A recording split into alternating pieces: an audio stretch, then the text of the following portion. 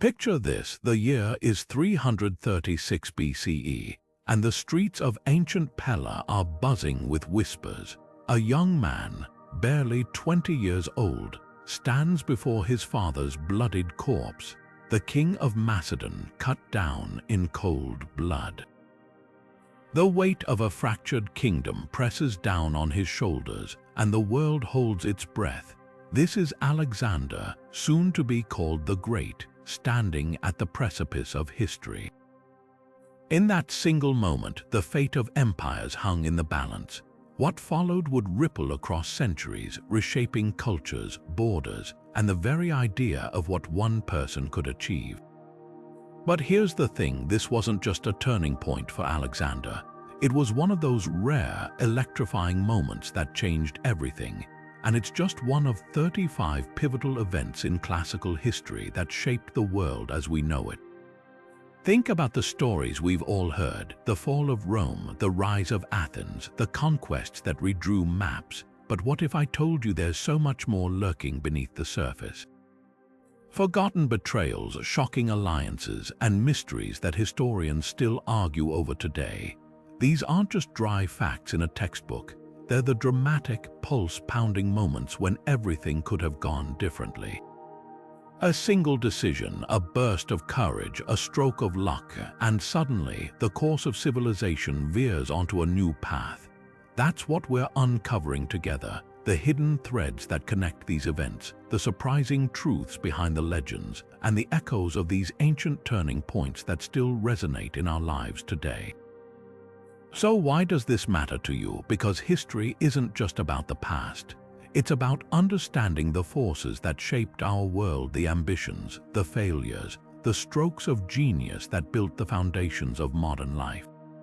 And here's the thrilling part: some of these stories have been misunderstood, half-told, or even buried by time. But when we piece them together, they reveal something extraordinary: a tapestry of human triumph and tragedy that's more interconnected than we ever realized. Over the course of this journey, we'll step into the shadows of forgotten battles, unravel political schemes that rival any thriller, and meet the flawed, brilliant figures who changed everything. Are you ready to see history in a whole new light? Let's begin. Long before Alexander's rise, another legend was already shaping the imagination of the ancient world: the fall of Troy. Imagine a city under siege for 10 long years, its towering walls stained with the blood of heroes, while gods themselves took sides in the conflict. According to Homer's Iliad, it all began with a single act of passion. Helen, the most beautiful woman in the world, stolen away by Paris, a prince of Troy. But was she kidnapped, or did she go willingly? That question has haunted historians for millennia. What we do know is that this story, whether myth or history, became the bedrock of Western literature, echoing through the works of poets, playwrights, and philosophers for centuries. But here's where it gets even more fascinating. In the late 19th century, a German businessman turned amateur archaeologist, Heinrich Schliemann, became obsessed with proving Troy was real. Digging into a mound in modern-day Turkey, he uncovered layer upon layer of ancient cities, one stacked atop another like pages in a history book. The charred ruins and shattered weapons he found suggested a violent end, just like Homer described. Yet scholars still clash over which layer, if any, was the Troy of legend. Was it Troy 7 with its evidence of fire and warfare, or was the story always more about metaphor than fact? And what about Helen herself? Some argue she was a real queen whose life became legend, while others see her as a symbol, a cautionary tale about the destructive power of desire. The ancient Greeks certainly believed in her. They built temples, painted vases, and recited epic poems in her name. But whether she walked the earth or existed only in the minds of storytellers, her legacy is undeniable. The Trojan War became the ultimate tale of heroism and tragedy, shaping how later civilizations thought about war, love, and fate. Even today, we still use phrases like Achilles' heel or Trojan horse, proving that some stories never fade. So why does Troy still captivate us? Maybe because it sits at the crossroads of history and myth, forcing us to ask where one ends and the other begins. Was Agamemnon a real king leading real ships to war, or just a character in an epic? Did Odysseus' cunning really bring down those mighty walls, or was it all just a poet's invention? What's undeniable is the fall of Troy wasn't just an event. It was the spark that lit 1,000 stories, and its flames still burn in our collective imagination. For generations, the Trojan War was seen as a clash of pride and passion, a romantic feud over the world's most beautiful woman. But what if the real story was buried under layers of economics and power? Recent discoveries suggest Troy wasn't just a city of mythic lovers and warriors. It was a strategic hub controlling vital trade routes between Europe and Asia. Imagine a choke point where copper, tin, and luxury goods flowed, where kingdoms rose and fell based on who held the coastline. Suddenly, Helen's face launching 1,000 ships takes on a whole new meaning. Was this really a war over love, or was it a brutal fight for control of the ancient world's economy? Enter Heinrich Schliemann, the man who famously uncovered what he called the treasure of Priam, golden diadems, goblets, and jewelry he claimed belonged to Troy's fallen king. But here's where things get messy. Schliemann was more showman than scientist, blasting through excavation layers with dynamite, mixing artifacts from different eras, and even staging dramatic photos with his wife wearing the so-called Jewels of Helen. Modern archaeologists cringe at his methods, but there's no denying he ignited global fascination with Troy. His discoveries, however questionable, forced historians to ask, could Homer's epic have roots in real events? The Hisarlik excavations tell a startling story. Beneath the dust of centuries, archaeologists found not one Troy but 9, each built atop the ruins of the last, a testament to how fiercely this land was fought over. One layer, known as Troy 6, shows signs of violent destruction around 1250 BCE, close to when scholars believe the legendary war might have occurred. But here's the twist: the city's walls were massive, its warehouses stocked with goods from as far away as Egypt and Mesopotamia. This wasn't just a royal capital, it was a mercantile superpower. So when the mysterious sea peoples began ravaging the Mediterranean around the same time, could Troy's fall have been part of a larger collapse? A Bronze Age domino effect of failing trade networks and desperate invasions. Schliemann's legacy is a double-edged sword. Without him, Troy might still be dismissed as pure legend. Yet his reckless digging destroyed crucial evidence, leaving us to piece together the truth from fragments. The treasure of Priam, now locked in a dispute between Russia and Turkey, might not even be from Troy's heroic age. It could be centuries older, but perhaps that's the real lesson here. The Trojan War, whether fought over love or tin, reminds us how history and myth intertwine. Every generation uncovers new layers, reinterpreting the past through the lens of its own obsessions. And somewhere in those ruins, between fact and fable, lies a truth more compelling than any legend. From the ashes of Troy's legendary fall, another story was waiting to be born, one that would shape the destiny of the West. 753 BCE, on the banks of the Tiber River, a pair of twin brothers stood atop the windswept Palatine Hill, staring down at a landscape that would one day become the heart of an empire.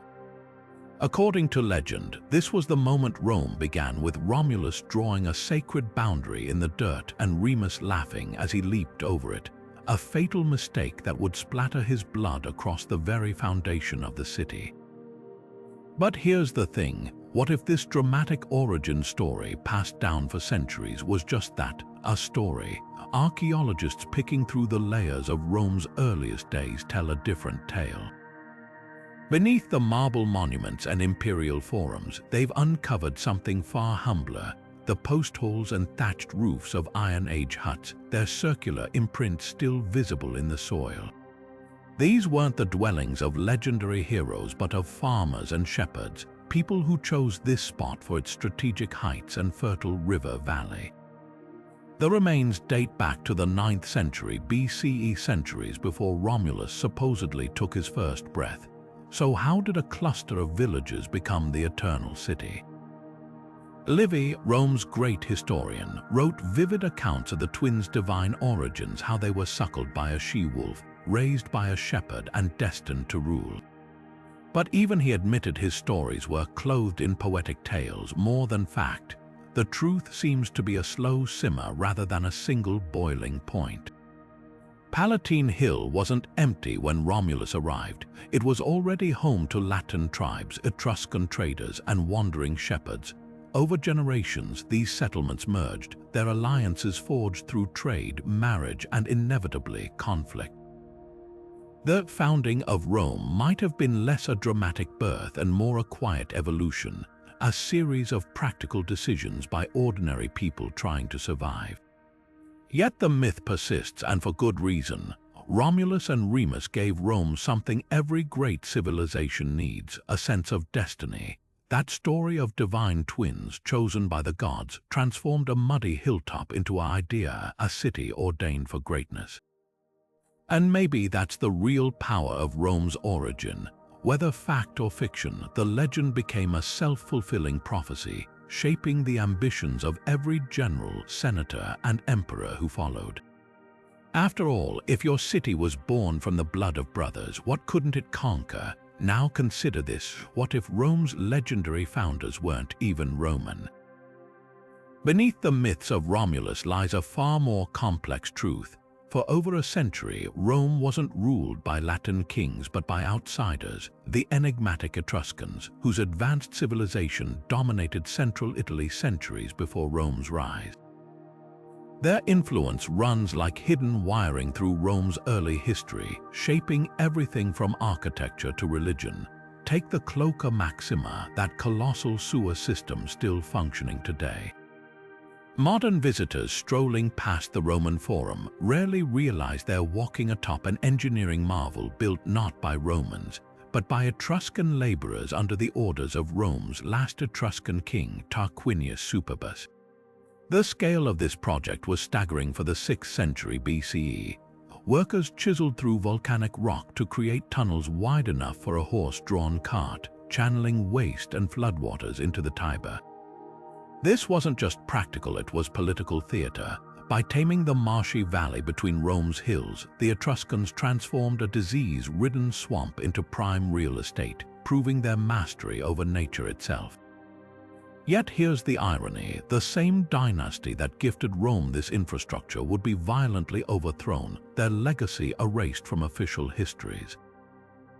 Why? Because the Romans couldn't bear to admit how much they owed to these foreign rulers. Etruscan fingerprints appear everywhere once you know where to look. That iconic symbol of Rome, the she-wolf nursing twins, likely originated in Etruscan bronze workshops. The purple-bordered togas worn by senators, an Etruscan fashion statement. Even Rome's sacred rituals, from reading bird omens to staging gladiatorial games, were borrowed from their northern neighbors. Yet by the 3rd century BCE, the Etruscans had vanished as a political force, their language fading into obscurity.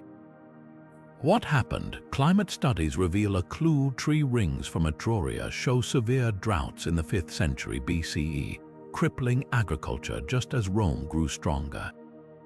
Then came the final blow. Roman legions systematically dismantled Etruscan cities, burning libraries and banning their script. Today, linguists still struggle to fully translate surviving Etruscan texts, their words as cryptic as the civilization that left them behind. Perhaps that's the greatest testament to Rome's ruthless ambition. They didn't just conquer their teachers, they rewrote history to make it seem like they'd never needed them at all. The Cloaca Maxima still whispers the truth, though. Its ancient stones, untouched by time, mock the official narrative. Every drop of water flowing through it carries a silent reminder that Rome's greatness was built on foundations laid by hands its historians chose to forget. Athens in 600 BCE was a city on the brink, not of glory but of civil war. The air smelled of olive presses and desperation, as farmers who had once owned their land now shuffled through the streets with hollow eyes, their backs bent under crushing debt. Many had been sold into slavery abroad, their families torn apart by hunger. The aristocracy feasted behind high walls while the rest of Athens starved. Then came Solon, a poet and lawgiver handed near dictatorial power to prevent the city from tearing itself apart. What he did next would echo through history, not with the sword, but with a slate of reforms so radical they still shape how we think about justice today. His first act was the seisachtheia, the shaking off of burdens. Imagine the moment when the stones marking debt-laden farms were overturned, when families held each other as the chains of slavery were struck from their wrists. Solon didn't just cancel debts, he banned the practice of using one's own body as collateral. No Athenian could ever again be enslaved for owing money.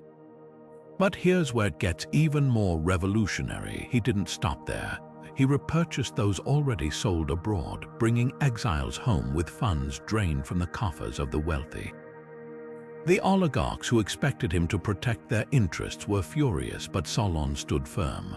"I gave the people enough power to ensure their dignity," he later wrote, "but not so much that they might grow arrogant." Yet his boldest move wasn't economic, it was political. Athens had been divided into rigid birth-based classes, the aristocratic eupatrids, the horse-breeding hippes, the small landowning zougeti, and the landless thetes who couldn't even testify in court. Solon shattered this system by tying political rights to wealth rather than bloodline. Suddenly, a merchant who prospered could rise into the hippes, gaining the right to serve as archon. Thetes could now sit on juries, their voices finally heard. He even created a new council, the Boule of 400, to dilute the aristocracy's stranglehold on power. But history has a way of twisting even the noblest reforms. Just decades later, Pisistratus, a cunning populist, exploited the very system Solon built. Posing as a champion of the poor, he staged a fake assassination attempt, then demanded bodyguards who became his private army. With their help, he seized the Acropolis and declared himself tyrant. Here's the cruel irony. Pisistratus kept Solon's laws intact, even expanding civic festivals to please the masses, all while ruling with absolute power. He proved that democracy's greatest threat isn't reactionary aristocrats, but charismatic strongmen who cloak autocracy in the language of reform. Solon saw it coming. After laying down his laws, he left Athens for 10 years, making citizens swear not to alter them during his absence. "My laws are not perfect," he admitted, "but they are the best the Athenians can bear." That humility, that understanding of human nature's flaws, may be his most enduring legacy. His reforms didn't create democracy overnight, but they planted the seed. When Cleisthenes expanded voting rights a century later, when Pericles paid citizens for jury service, they stood on Solon's shoulders. The lesson, real change begins not with utopian dreams, but with the painful, practical work of balancing power, knowing full well that no system is immune to those who would twist it to their own ends. The morning mist clung to the plain of Marathon like a shroud, 9,000 Athenian hoplites shifting in uneasy silence as they stared across the wetland toward the Persian army. It was 490 BCE, and the world's greatest empire had come to punish a handful of Greek city-states for aiding a rebellion. Herodotus would later claim the Persians numbered 100,000 strong, a sea of gold-embroidered tunics and curved scimitars stretching to the horizon. But here's what the archaeology tells us. The Soros burial mound, still visible today, holds the ashes of just 192 Athenian dead. If this was truly a battle of such staggering odds, why so few casualties? Digging deeper reveals a truth lost in the legend. Modern topographical studies show the Marathon plain bottlenecked between marsh and mountain, forcing the Persian forces likely closer to 25,000 into a cramped formation where their numbers meant nothing. The Greeks didn't just stand their ground, they did the unthinkable, breaking tradition. They charged at a full sprint across 8 stadium lengths, their bronze-clad phalanx smashing into the Persian lines before archers could loose a second volley. The clatter of spear on wicker shield would have been deafening as veteran hoplites, trained to fight in tight formation, exploited every gap. By afternoon, 6,400 Persians lay dead while the Athenians sacrificed only 192. But the real miracle came next. As the Persian fleet retreated toward undefended Athens, one man allegedly ran the entire 26 miles to the city with news of victory. The marathon legend was born, except Herodotus never mentions it. That story first appears 600 years later in Plutarch's writings, so why did it stick? Because it perfectly captured the essence of the battle, a triumph of discipline over numbers, of citizen soldiers defending their home not for a king's glory, but for their own freedom. The Sorrow's Mound, built from the ashes of those 192, stands as a silent rebuttal to Herodotus' inflated numbers. Its layered earth and pottery shards tell a different story, not of impossible odds, but of tactical genius and the birth of an idea, that free men fighting for their polis could withstand an empire. The Persians would return, of course, but Marathon became a psychological turning point, proving their invincibility was a myth.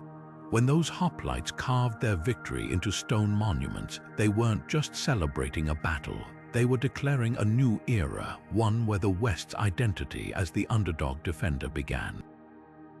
Every modern marathon runner retraces those steps, not because the run actually happened, but because the symbol matters more than the fact. Sometimes history isn't about what did occur, but what we need to believe occurred to understand who we are.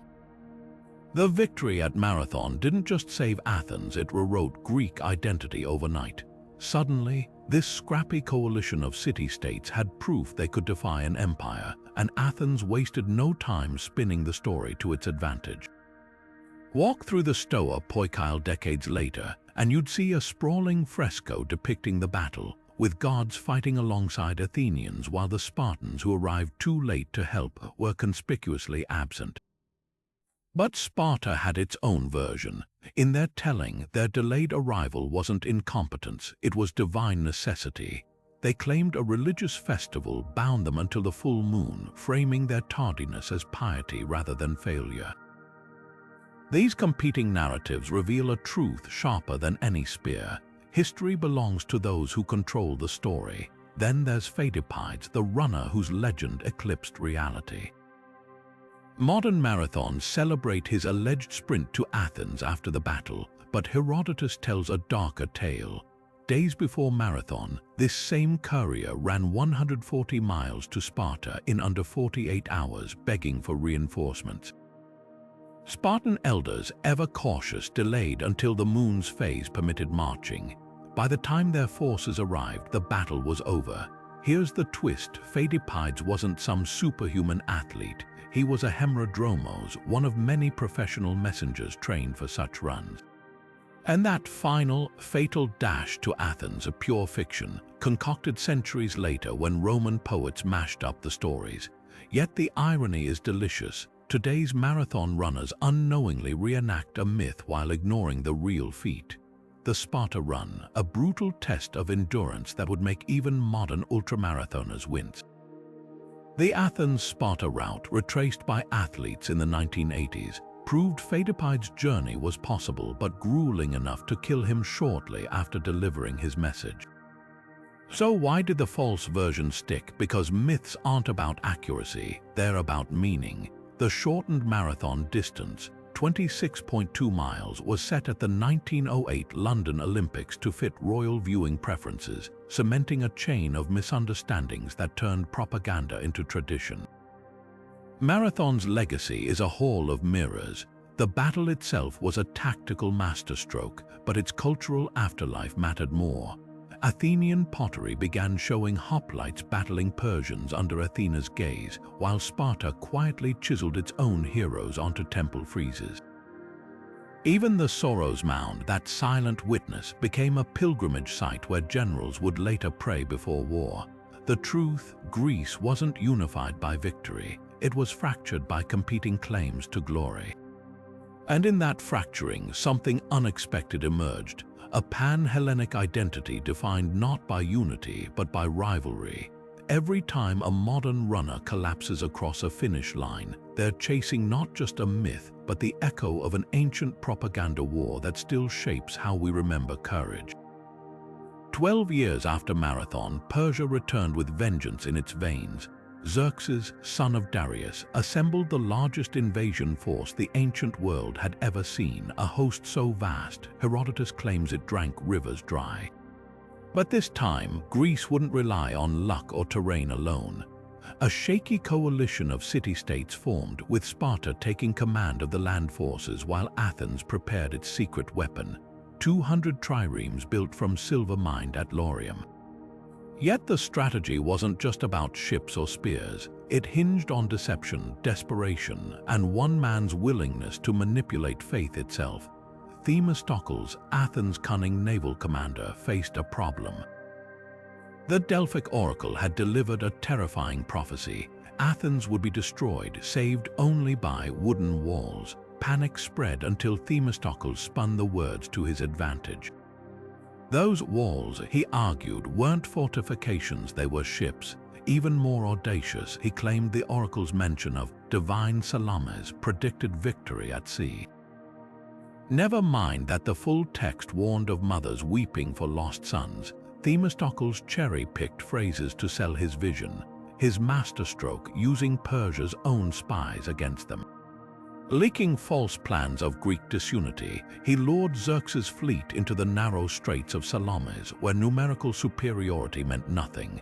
Meanwhile, at Thermopylae, 300 Spartans and their allies made their stand in a pass barely 50 feet wide. Hollywood paints it as pure heroism, but the truth is messier. King Leonidas chose the location precisely because it neutralized Persia's numbers, yet he failed to secure the mountain trail, bypassing the hot springs that gave the place its name. When a local traitor revealed the path, Persian immortals flanked the Greeks in a tactical blunder that should have been preventable. The sacrifice was real, but its legend grew precisely because it masked poor planning. Artemisium tells a different story. Recent underwater archaeology near this northern coast has revealed shattered trireme wrecks, some Greek, some Persian, locked in a death embrace on the seafloor. These weren't the graceful naval maneuvers of textbook diagrams. They were close-quarter slaughterhouses where ships rammed each other point blank, marines leaping onto enemy decks with axes. A storm before the battle had already wrecked a third of Xerxes' fleet, yet the Greeks, though outnumbered, used the chaos to their advantage, their secret.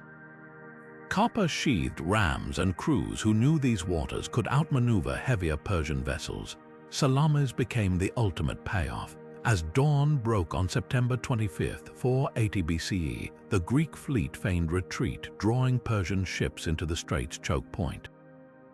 Triremes collided, oars snapping like twigs as the heavier Persian vessels became sitting ducks. Themistocles' forged prophecy became self-fulfilling. Those wooden walls didn't just save Athens, they shattered Persia's naval power forever.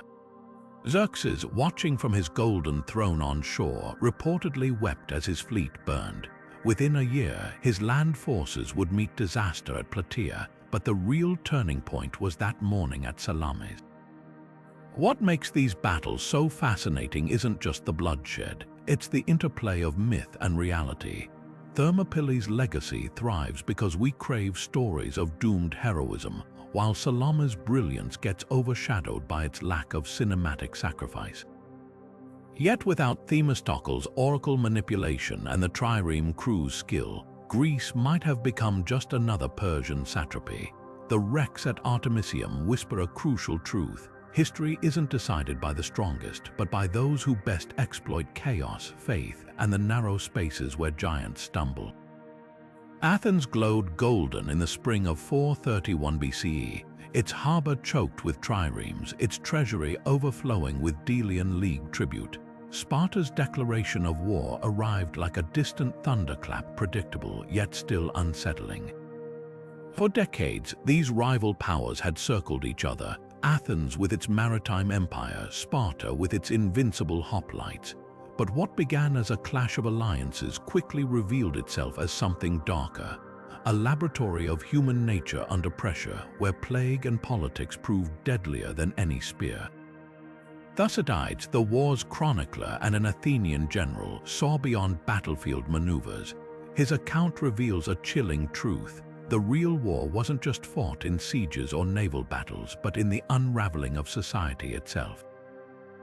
When a mysterious plague ravaged Athens in 429 BCE, crammed refugees behind the long walls died in heaps, their bodies piled in temples. The stench of rotting flesh mixed with the smoke of funeral pyres as social order collapsed. Thucydides described citizens abandoning piety, stealing burial rites, even tossing corpses onto others' pyres to save fuel. Yet amid this horror, Pericles rallied the dying city with speeches about democratic ideals, his words ringing hollow as the sick choked on their own blood. Here was the cruel irony. Athens' greatest strength, its dense urban core, became its death trap, while Sparta's scattered villages remained untouched. Meanwhile, the siege of Plataea showcased warfare's grim evolution. This tiny Boeotian town, Athens' loyal ally, found itself surrounded by Spartan forces in 429 BCE. What followed was a macabre engineering duel. The Spartans, lacking siege towers, built an earthen ramp to scale Plataea's walls, only for the defenders to secretly heighten their fortifications behind it. Then came the tunneling. Plataean counterminers dug toward Spartan sappers, using hollowed-out barrels to detect vibrations underground. When they broke through, they hurled burning pitch and sulfur into the tunnels, suffocating attackers in the world's first recorded chemical warfare. After 2 years, starvation forced Plataea's surrender. Sparta executed every male defender and enslaved the women, a brutality meant to terrify other Athenian allies. The war's early years exposed a fatal flaw in Athenian strategy. Their long walls, twin fortifications linking Athens to Piraeus, made them untouchable by land, while their navy dominated the Aegean. But Sparta didn't need to win at sea. They simply marched into Attica each summer, burning crops and forcing Athenians to watch from behind their walls. Pericles' plan was logical: trade farmland for time, resupply by sea, but it ignored the psychological toll. Athenian farmers wept as Spartan torches devoured generations of labor, their anger festering like an untreated wound. By the war's second year, even Pericles, the architect of this strategy, was dead not by sword, but by the very plague his urban crowding had exacerbated. Thucydides saw these events as more than misfortune. They were case studies in power's fragility. The plague erased respect for laws, proving how thin civilization's veneer could be. Plataea's destruction showed neutrality was impossible in a polarized world, and Athens' reliance on navy over hoplites, an innovation that had defeated Persia, now left it vulnerable to a land power with endless patience.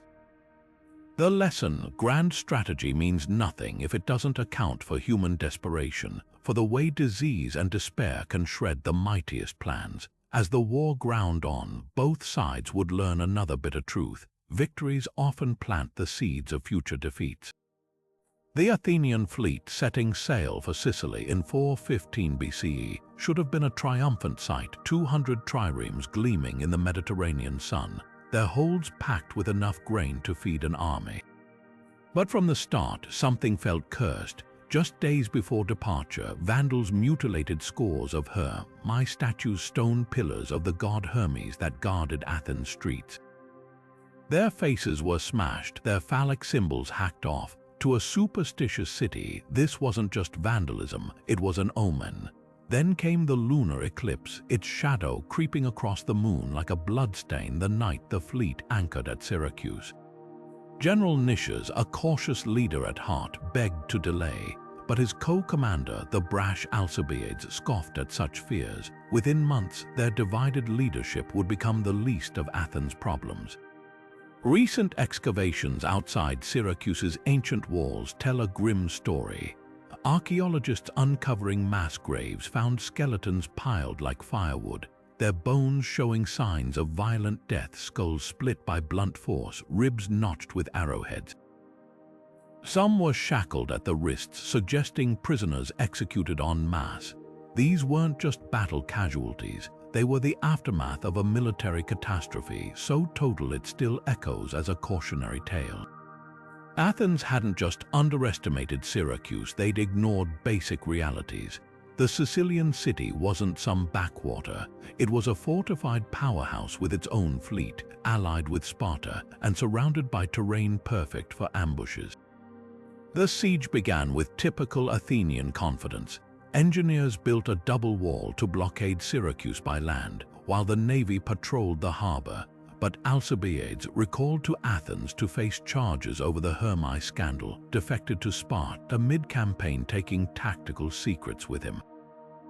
His advice to the Spartans was brutal in its simplicity. Send a general to Syracuse and starve the Athenians by controlling the high ground. Soon, Gylippus of Sparta was reinforcing Syracuse's defenses, his troops rolling boulders down hillsides to crush Athenian siegeworks. Then came the naval disaster. Athenian rowers, exhausted and malnourished, found themselves trapped in Syracuse's great harbor, their agile triremes now useless in the cramped waters. Syracusan ships, redesigned with reinforced prows, rammed them bow to bow in a tactic the Athenians hadn't anticipated. Those who swam ashore met worse fates. Thucydides describes the final retreat, 40,000 men stumbling through Sicilian gullies, parched and delirious as Syracusan cavalry picked them off. The few survivors were thrown into stone quarries where summer heat and dysentery did the rest. The irony is crushing.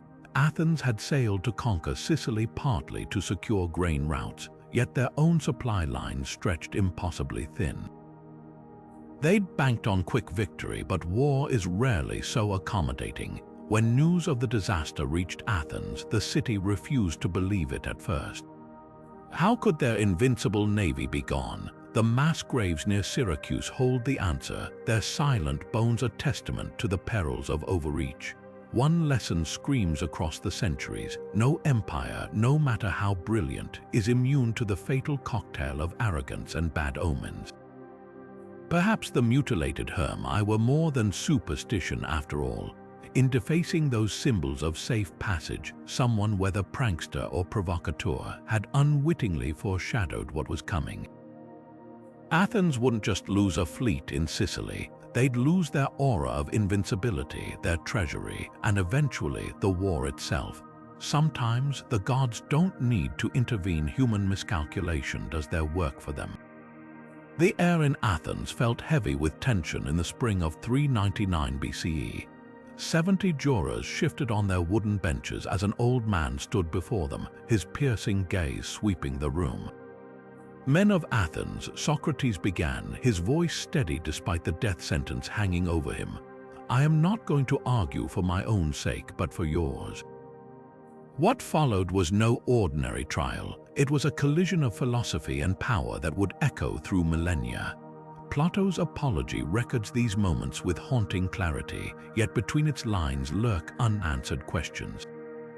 Was this really about corrupting the youth, or did Athens' fragile democracy fear the man who had once taught some of its most notorious oligarchs? The charges seemed straightforward: impiety and corrupting the young. But scratch beneath the surface and a more complex picture emerges. Socrates' circle included Critias and Charmides, key figures in the 30 Tyrants, the brutal puppet regime Sparta installed after Athens' defeat in 404 BCE. These former students had turned Athens into a slaughterhouse, executing democrats and seizing property. Though Socrates himself refused to participate in their crimes, his association tainted him. When democracy was restored, the city's traumatized citizens weren't in the mood for nuanced distinctions. The real accusation wasn't just about questioning gods, it was about the company he kept. Plato's account reveals Socrates' fatal miscalculation. offered a chance to propose his own penalty. He suggested the city reward him as a benefactor. The jurors, already hostile, took this as mockery. By a wider margin than his initial guilty verdict, they voted for death. Yet even in this moment, Socrates refused to grovel. "The unexamined life," he declared, "is not worth living." His defiance wasn't arrogance, it was integrity taken to its logical extreme. To beg for mercy would betray the very principles he'd spent decades teaching. Then came the hemlock. Modern toxicology paints a grim picture of its effects. The poison, brewed from water hemlock roots, starts with a tingling tongue before paralyzing the nervous system limb by limb. Victims remain conscious as their lungs stiffen, death coming not with drama but with quiet suffocation. Plato's Phaedo describes Socrates calmly discussing the immortality of the soul even as his legs grew numb. His final words a reminder to repay a rooster owed to Asclepius. This wasn't just stoicism, it was performance art, a last lecture proving philosophy could conquer even humanity's oldest fear. The trial's aftermath exposed Athens' remorse. Within years, the city erected a bronze statue in Socrates' honor, while his students founded schools that would shape Western thought. The deeper tragedy lies in the timing. His execution came just as Athens began recovering from war, when critical thinking was needed most. In silencing its gadfly, the city didn't purge dangerous ideas. It martyred the very voice that could have guided its rebirth. Every modern debate over free speech versus dangerous teachings traces back to that courtroom, where a civilization's ideals were tested by the one man who refused to stop asking questions. The Hellespont shimmered under the April sun as Alexander stood on the deck of his lead trireme, the salt spray stinging his face. It was 334 BCE, and this narrow strip of water separating Europe from Asia wasn't just a geographic boundary, it was a psychological threshold. Stepping onto the shore of Persian-controlled Anatolia, he drove his spear into the earth with a dramatic flourish, declaring the land won by the spear. But this was no impulsive gesture. Every move Alexander made was calculated theater, designed to echo the legendary crossing of Agamemnon and Achilles to Troy centuries earlier.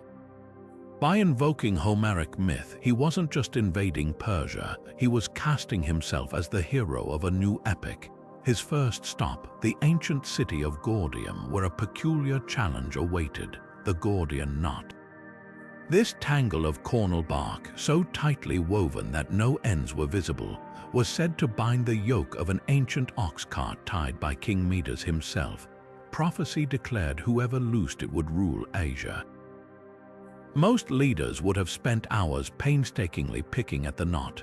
Not Alexander. With a single stroke of his sword, he cleaved it in two. The crowd gasped, but his generals roared approval.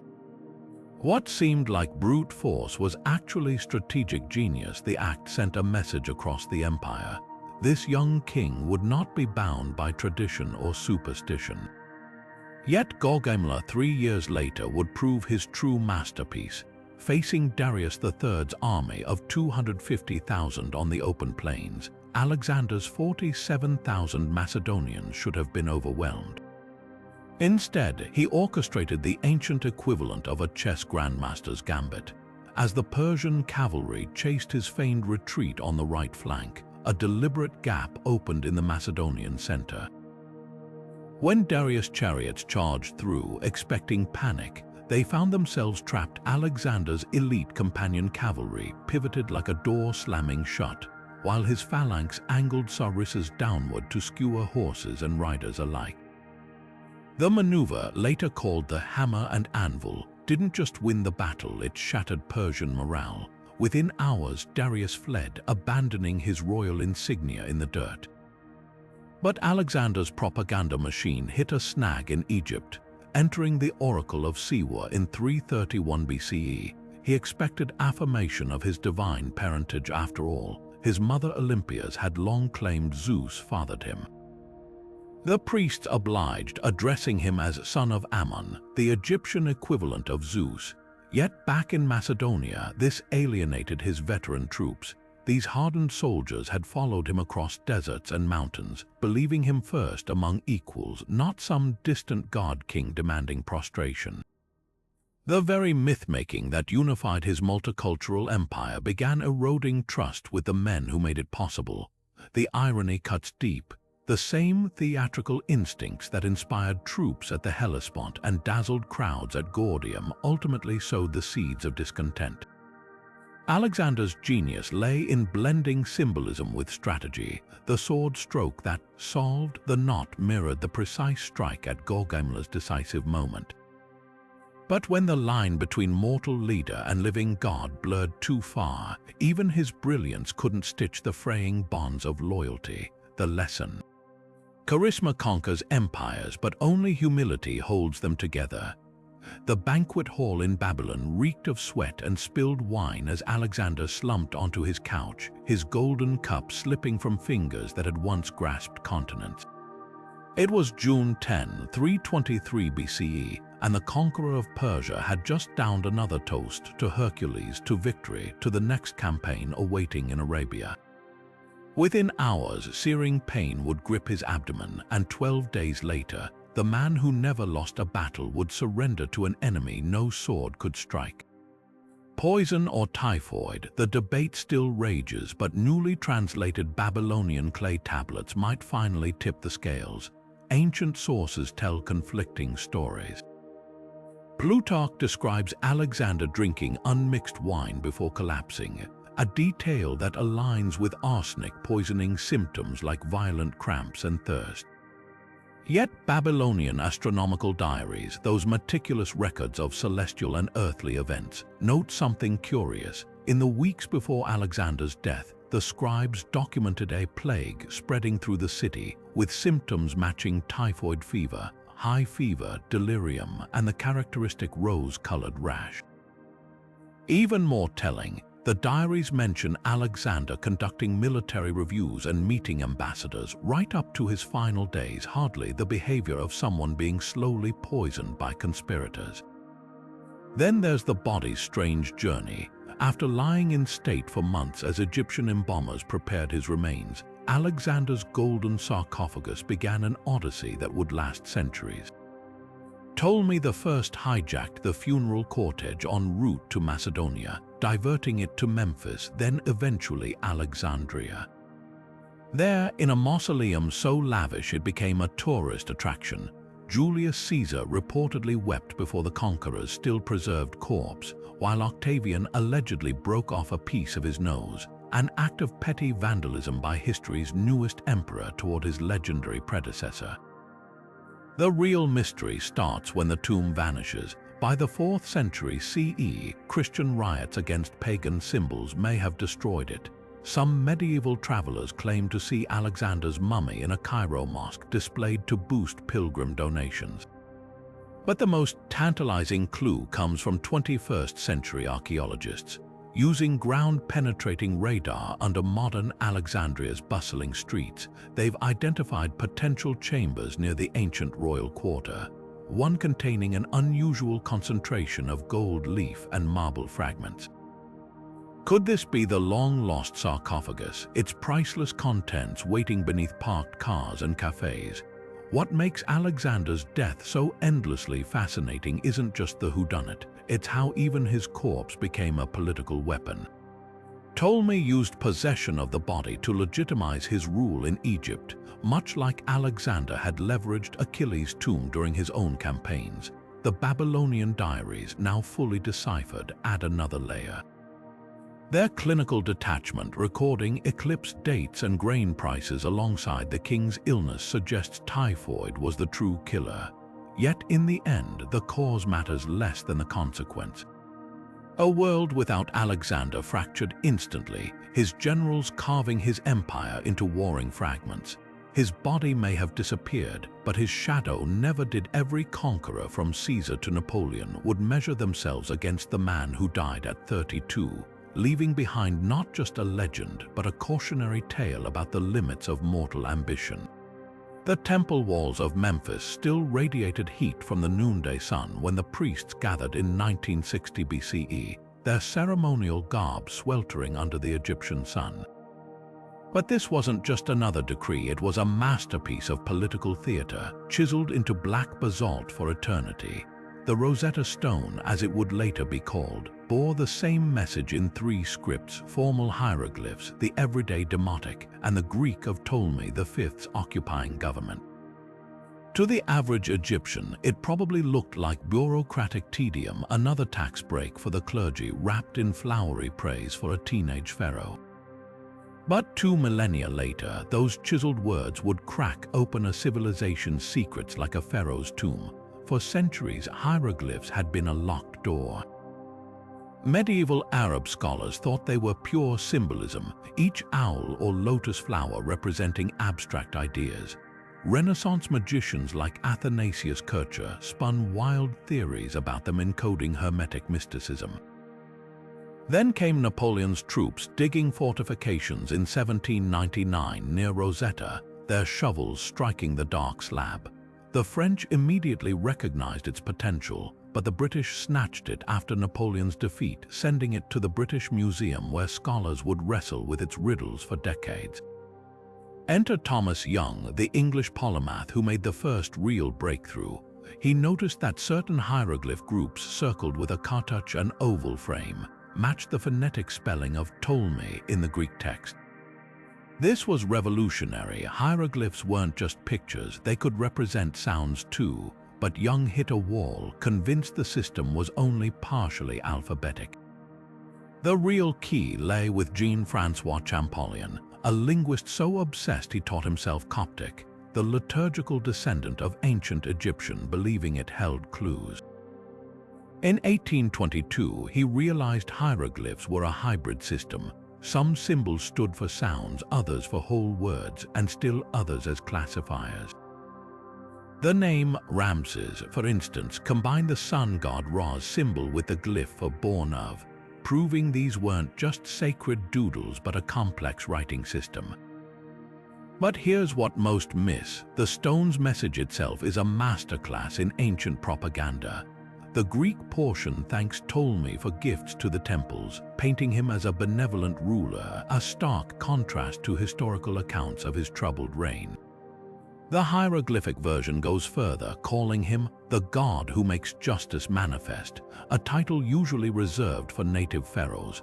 The priests, keen to keep their privileges, were essentially gaslighting the public, using sacred script to legitimize a foreign teenager's shaky rule. Champollion's deciphering revealed an even darker irony. While Western scholars celebrated cracking the code, the stone itself commemorated Egypt's cultural surrender, the moment its priesthood traded linguistic independence for survival. Every time we admire the Rosetta Stone today, we're not just looking at a translation tool, but at the fossil of a civilization negotiating its own erasure. The very artifact that unlocked Egypt's past also documented its first steps toward becoming a museum piece. The flames over Carthage burned for 17 days. When the last embers cooled in 146 BCE, what remained wasn't just the rubble of a great city, it was the birth of one of history's most stubborn myths. Generations of schoolchildren learned the Romans sowed salt into Carthage soil, cursing the land to sterility. But here's what archaeological soil cores reveal: not a single grain of ancient salt has been found in Carthaginian farmlands. Instead, pollen samples tell a different story: olive trees regrowing within decades, wheat fields flourishing where legend claimed nothing would grow. So why does the false version persist? Because some lies are simply too poetic to die. Dig deeper into the politics, and you'll find Cotto the Elder's obsession wasn't just about security, it was about profit. Every speech he ended with "Carthago delenda isti," Carthage must be destroyed, coincided with booming North African olive oil and wine exports undercutting Roman prices. His senatorial allies held major stakes in Italian vineyards, while Carthage's fertile hinterlands produced harvests so abundant they destabilized Mediterranean markets. When archaeologists uncovered Carthaginian amphorae in Roman landfills, stuffed with dates and fish sauce still bearing merchant seals. It confirmed what the ancient sources hinted at: this was economic warfare disguised as patriotic necessity. The destruction itself was methodical beyond mere vengeance. Scipio Aemilianus, the general who oversaw Carthage's final siege, didn't just level buildings, he systematically dismantled a way of life. Recent excavations in the city's harbors show ship sheds deliberately filled with rubble, merchant quarters burned with unusual intensity. Yet just 30 kilometers away, Utica, Carthage's historic rival, was left untouched to become Rome's new North African trading hub. This wasn't random brutality, it was corporate restructuring by sword and torch. Most revealing of all, the speed of Carthage's resurrection. Julius Caesar resettled the site as a Roman colony barely a century later, and by the 2nd century CE, it was again one of the empire's wealthiest cities. The land was never truly cursed, just conveniently vacant until the political winds shifted. In the end, the salting myth says more about Roman propaganda than reality. By claiming they'd erased Carthage so completely that even the earth rejected life, they transformed a brutal business decision into an epic morality tale. The truth, as always, was messier. Empires rarely destroy out of pure hatred, but they always write histories to make it seem that way. The sun beat down on the Roman Forum as Tiberius Gracchus climbed the speaker's platform, his hand gripping a scroll that would send shockwaves through the Republic. It was 133 BCE, and the young tribune's proposal seemed simple enough: redistribute public land from wealthy elites to landless veterans. But the nobles in their togas didn't see reform, they saw theft.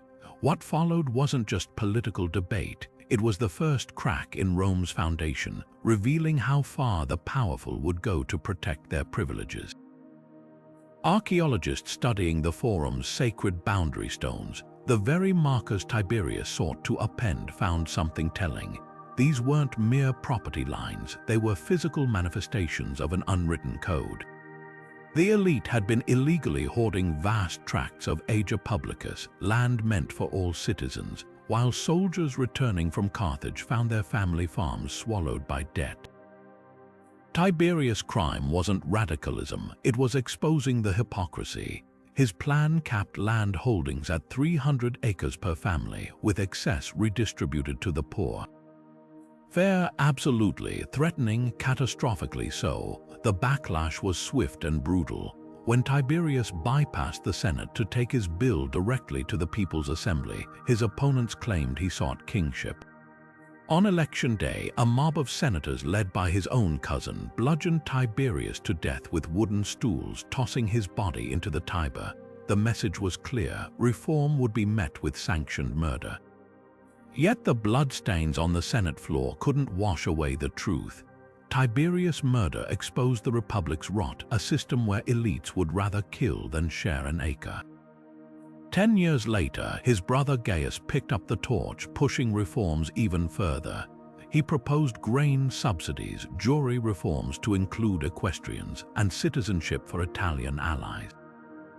But his masterstroke was targeting the ultimate source of elite power: corruption in the provinces. When Gaius revealed how senators like Lucius Opimius were looting Sicily and Spain, he signed his own death warrant.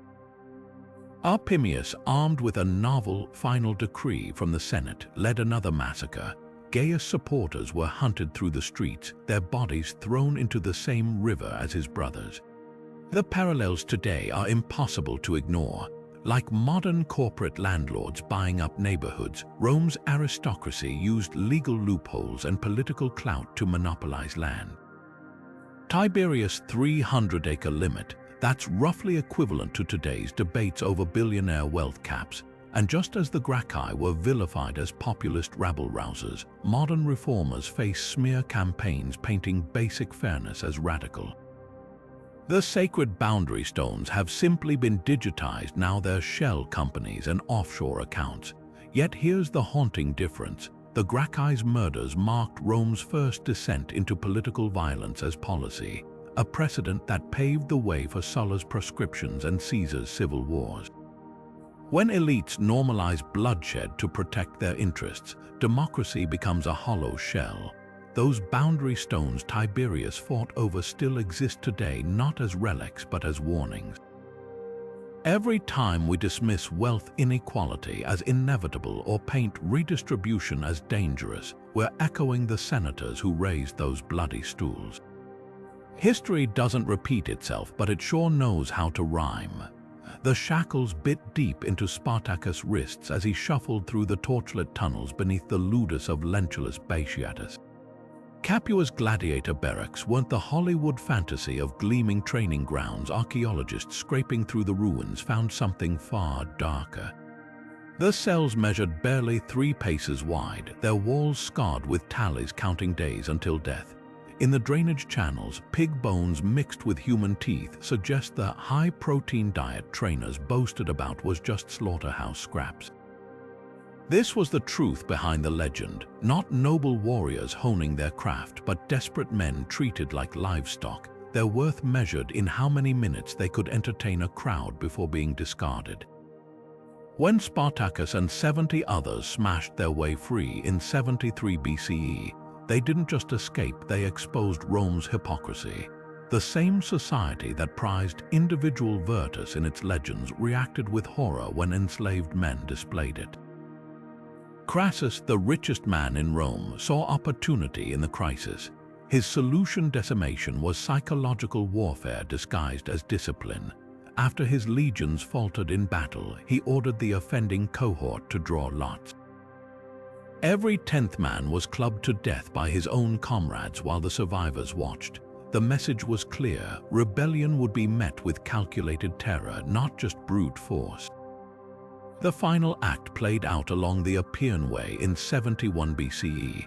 6,000 crucified rebels lined the road from Capua to Rome, their bodies left to rot as a warning. But forensic archaeology reveals disturbing details the chroniclers omitted. Nail placement in recovered skeletons shows most victims were tied, not nailed, prolonging agony for days. Some bore healed battle wounds, proving they'd fought as free men for years before capture. And here's the twist: the crosses weren't spaced evenly, but clustered near wealthy estates where they'd be seen by maximum traffic. This wasn't justice, it was a commercial for Crassus' ruthlessness, staged for elite spectators. The rebellion's legacy cuts 2 ways. While Hollywood paints Spartacus as a freedom fighter, Roman accounts dismiss him as a desperate bandit. The truth: he was both. His army looted villas but also minted their own coins, a symbolic declaration of personhood. They elected officers, shared spoils, and even defeated 8 Roman legions through tactical brilliance. That's what truly terrified Rome, not the loss of property, but proof that the enslaved could outthink and outfight their masters. Every nail hammered into those Appian Way crosses was driven by fear that the system propping up Rome's luxury might be more fragile than anyone dared admit. The icy waters of the Rubicon swirled around Caesar's boots as he paused on that January night in 49 BCE. His legions stood motionless behind him, breath fogging in the air, waiting for the order that would ignite civil war. But here's what most don't realize: the Rubicon he crossed might not be the river we point to today. Modern geologists studying sediment cores suggest the original watercourse shifted dramatically over centuries, its path altered by floods and Roman engineering projects. The actual crossing likely happened near modern Savignano's Sole Rubicone, where ancient roadways converge, not at the tourist-marked spot further north. This small geographical detail changes everything. Caesar wasn't just defying the Senate, he was meticulously staging his rebellion at a choke point controlling the Via Aemilia, Rome's vital northern supply route. Pompey's reaction was equally calculated. While history paints his retreat from Rome as cowardice, newly deciphered letters between his officers reveal a cold-blooded strategy. By abandoning the capital, Pompey forced Caesar into the role of aggressor, buying time to rally his legions in Greece. The Senate's panicked flight wasn't disorder, it was bait. Pompey knew Caesar's reputation would suffer if he sacked the undefended city, so he turned Rome itself into a trap of optics and propaganda. Then came the phrase that echoes through history, alia iactuisti, the die is cast. Most translations miss the gambling metaphor's cultural weight. Roman dice games like Tolle used knucklebone throws where certain combinations were sacred to Venus, Caesar's claimed ancestor. By invoking this imagery, he wasn't just declaring commitment, he was signaling divine favor to his superstitious troops. Coins minted weeks later show Venus on one side and Caesar crossing the Rubicon on the other. Proof this was never an offhand remark but a crafted narrative. The real masterstroke, Caesar's next move. Instead of chasing Pompey, he secured the treasury in Rome, then pivoted to Spain to crush Pompey's legions there, all while publishing daily dispatches framing himself as the Republic's true defender. Pompey had expected a reckless adversary. He got a propaganda machine wrapped in military genius. That tiny river crossing didn't just start a war, it revealed how control of stories could outweigh control of armies. Every modern political playbook, from staged photo ops to strategic retreats, owes something to that frozen January night when a general turned a geographical quirk into an eternal symbol of no return. Archaeologists sifting through the Rubicon's silt have found something even more telling. Lead sling bullets stamped with Caesar's legion numbers. These weren't lost in battle. They were deliberately left as markers, physical manifestations of the die is cast strewn along the riverbank. After 2 millennia, the land itself still whispers of that calculated gamble, reminding us that some borders aren't just lines on maps but psychological thresholds. Once crossed, they change not just history but the very meaning of courage and betrayal. The Senate House reeked of sweat and iron as Caesar slumped against Pompey's statue, his toga blooming crimson. Forensic analysis of ancient accounts reveals chilling details. The playwrights left out 23 stab wounds, but only one lethal. The second rib puncture nicked his aorta, sending blood flooding into his pericardial sac like wine into a broken cup. Yet what's often overlooked is the choreography of the attack. Decimus Brutus, Caesar's own protege, gripped his shoulder in false camaraderie, holding him steady as Casca struck first from behind.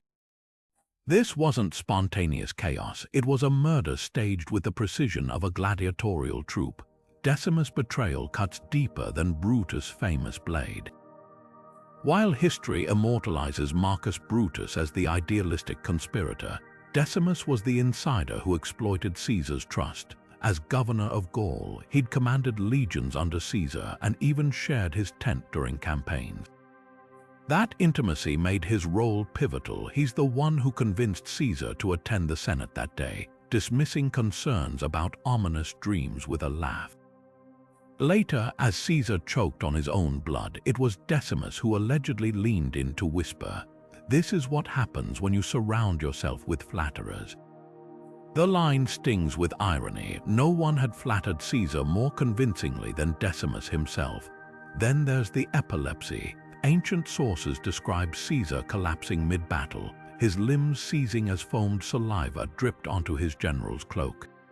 Modern neurologists recognize these as tonic-clonic seizures, likely triggered by head trauma from years of warfare. But in Rome, where physical weakness equaled divine disfavor, his enemies weaponized his condition. Cicero snidely referred to him as the shaking conqueror, while Pompeian pamphlets claimed his seizures proved the gods rejected his ambition. Even his infamous fall at the Rubicon, often painted as dramatic hesitation, may have been an epileptic aura. The conspirators knew this. Their decision to strike in the Senate, rather than the private baths where Caesar often recuperated after episodes, exploited his need to project invincibility. The forensic timeline is macabre. Caesar initially fought back, stabbing a dagger into Cassius' arm before his legs buckled from blood loss. As he crumpled, the assassins aimed for his face, a deliberate humiliation, ensuring the man who'd once called himself the husband of every Roman wife would be unrecognizable in death. The final wound, administered by Brutus through the groin, carried chilling symbolism. the end of a bloodline, as Caesar's only legitimate child was a daughter. Yet the greatest irony lies in the aftermath. The killers expected Rome to cheer their tyrannicide. Instead, citizens used the very daggers left in the corpse to pry off charred wood from the Senate benches, souvenirs of the murder, not the liberation. Caesar's epilepsy, his scars, even the way his blood pooled between Pompey's feet, all were transformed into relics of a martyrdom the conspirators never intended to create. In trying to erase his legacy, they immortalized every vulnerability they'd mocked. The IDs didn't just end a life, they turned a man into a myth, flaws and all. Cleopatra's face stares back from an ancient coin, her hooked nose and strong jawline far from the Hollywood fantasy of a sultry seductress. These bronze and silver pieces, struck during her reign, reveal a ruler who understood power's true currency, not beauty but intellect. While Roman poets like Horace later painted her as a decadent temptress, the real Cleopatra spoke 9 languages, authored medical treatises on toxicology, and could debate philosophers in their native tongues. Her true allure wasn't soft features, but a mind sharp enough to navigate the deadly chessboard of Mediterranean politics. Alexandria's Mouseion became her intellectual playground. Unlike the famous library, this research institute buzzed with live experiments, dissections of venomous snakes to develop antivenoms, astronomical observations tracking celestial patterns, even early attempts at distillation using glassware designed by her royal glassmakers. Cleopatra didn't just patronize science, she participated. Greek physician Dioscorides recorded her hands-on work with deadly herbs, noting how she tested antidotes on condemned prisoners. This wasn't cruelty, it was practicality. In a world where poison ruled court intrigues, her research doubled as political survival. Then there were her naval innovations during the Alexandrian War. When Octavian's fleet blockaded her harbor in 30 BCE, Cleopatra didn't rely on brute force. Her engineers adapted fire-resistant sails soaked in alum and vinegar, while underwater chains tethered floating barricades to funnel enemy ships into kill zones. Some accounts even mention mirrors used to blind rowers, an early form of photonic warfare. Though these tactics couldn't save her kingdom, they showcase a leader thinking 3 moves ahead. The greatest myth isn't about her looks, it's about her priorities. While Shakespeare imagined her sighing over lost love, Cleopatra's own writings reveal cold calculus. After Antony's defeat at Actium, her surviving notes show frantic attempts to negotiate with Octavian, offering everything from gold to grain shipments. Only when she realized capture was inevitable did the asp become her final weapon, not an act of romantic despair, but the last defiant move of a strategist who'd rather cheat Rome of its victory parade than become its trophy. The coins tell the real story. Here was a queen who knew image mattered less than legacy. The waters off Actium should have been Caesar's grave. Instead, they became his stepping stone. On September 2nd, 31 BCE, 300 vessels clashed near this rocky Greek promontory, yet the famous naval battle was anything but. Octavian's fleet, engineered by his brilliant Admiral Agrippa, didn't engage in open combat. They anchored in tight formations along the shoreline, their secret weapons hidden below decks. Recent sonar scans of the seafloor reveal the truth. Scattered ballista bolts and iron grapples embedded in sediment, not the shattered hulls you'd expect from a traditional sea fight. This wasn't a clash of oars and ramming prows, it was history's first documented coastal siege fought from floating platforms. Agrippa's harpacks changed everything. Forget Hollywood's roaring sailors swinging onto enemy decks. These were mechanical horrors, catapult launched with enough force to punch through oak. The harpax's barbed iron head would lodge deep, then reel in enemy ships like fish on a line.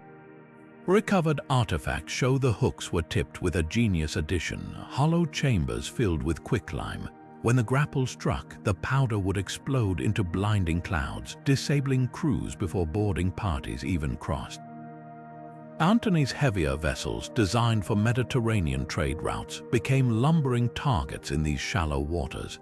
His admirals screamed for retreat, but Agrippa's fleet had already deployed their second innovation: chained floating barricades made from stripped merchant hulls, turning the Gulf into a deadly maze.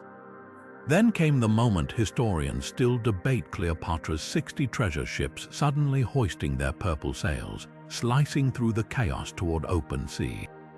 Ancient sources portray this as cowardly flight, but maritime archaeology paints a different picture.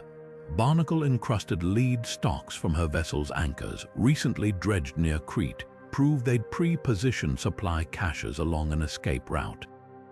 This wasn't panic, it was a calculated withdrawal, saving Egypt's royal treasury from capture. Octavian's propagandists spun it as desertion, yet Cleopatra's ships alone escaped with their holds full gold to fund another day. Papyrus scrolls detailing naval innovations, even exotic flora from her botanical gardens. The so-called fleeing queen was playing the long game while others fought for glory. The battle's aftermath reveals the real stakes. Octavian didn't celebrate with a triumphant naval procession. He staged a land-based victory festival, showcasing captured ships dragged ashore like trophies. Coin mintings from the era show Neptune's trident piercing a lobster, a coded jab at Antony's supposed seafaring incompetence, but the most telling detail. Agrippa's harpax technology vanished from Roman military use after Actium. Some historians argue it was too effective, making naval combat impersonal and un-Roman. Others suspect Octavian feared its potential if turned against him. Either way, the weapon that secured an empire was discarded like yesterday's gossip, proving innovation matters less than the story you tell about it. Actium's legacy isn't in battle tactics or drowned triremes, it's in the power of controlled narratives. Octavian didn't win because his fleet was superior. He won because he framed the conflict as a cosmic struggle against foreign decadence, with Cleopatra's sails as the perfect visual prop. 2 millennia later, we're still peeling back those layers, discovering how often history gets rewritten by the side that controls the anchors, not the ships. The marble face of Augustus gazes down from the prima porta statue, every fold of his carved cloak whispering lies. 27 BCE should have been the year the Republic breathed free again. Octavian, victor of Actium, had officially restored Rome's ancient institutions. Senate records from that year even show him theatrically offering to resign, tears glistening as he pleaded for private life. The senators, well rehearsed in this charade, refused 3 times before reluctantly granting him emergency powers.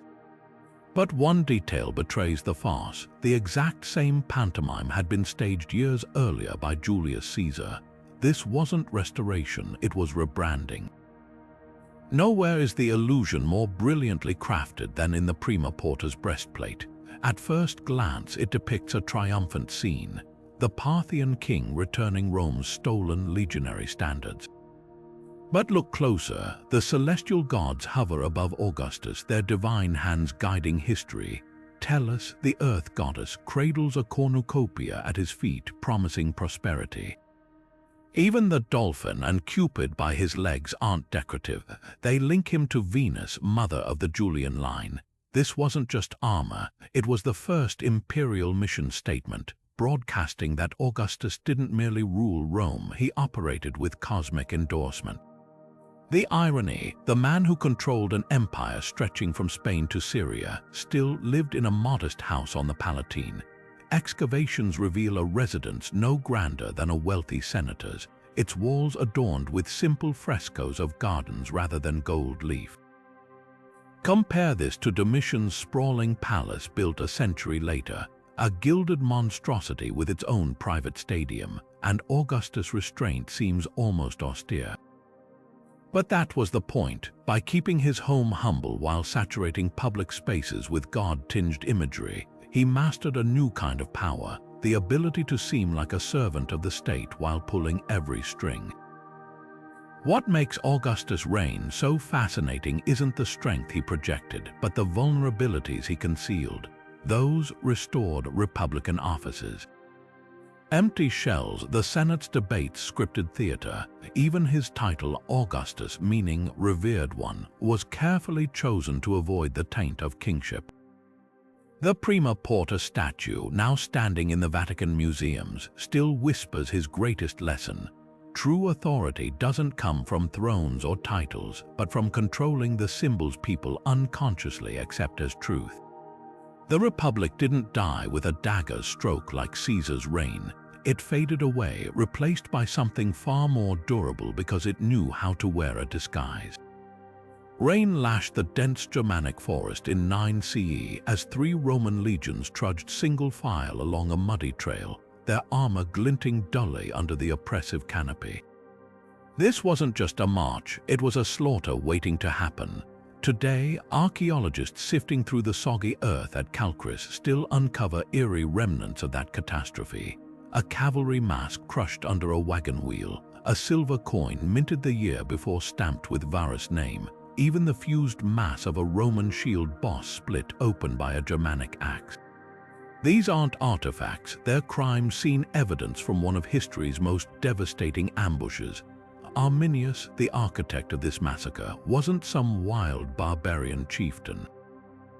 He was a Roman citizen, a decorated cavalry officer who'd grown up in Rome as a hostage-turned-pet project of the imperial family. Fluent in Latin and a master of Roman tactics, he exploited Governor Varus' trust completely.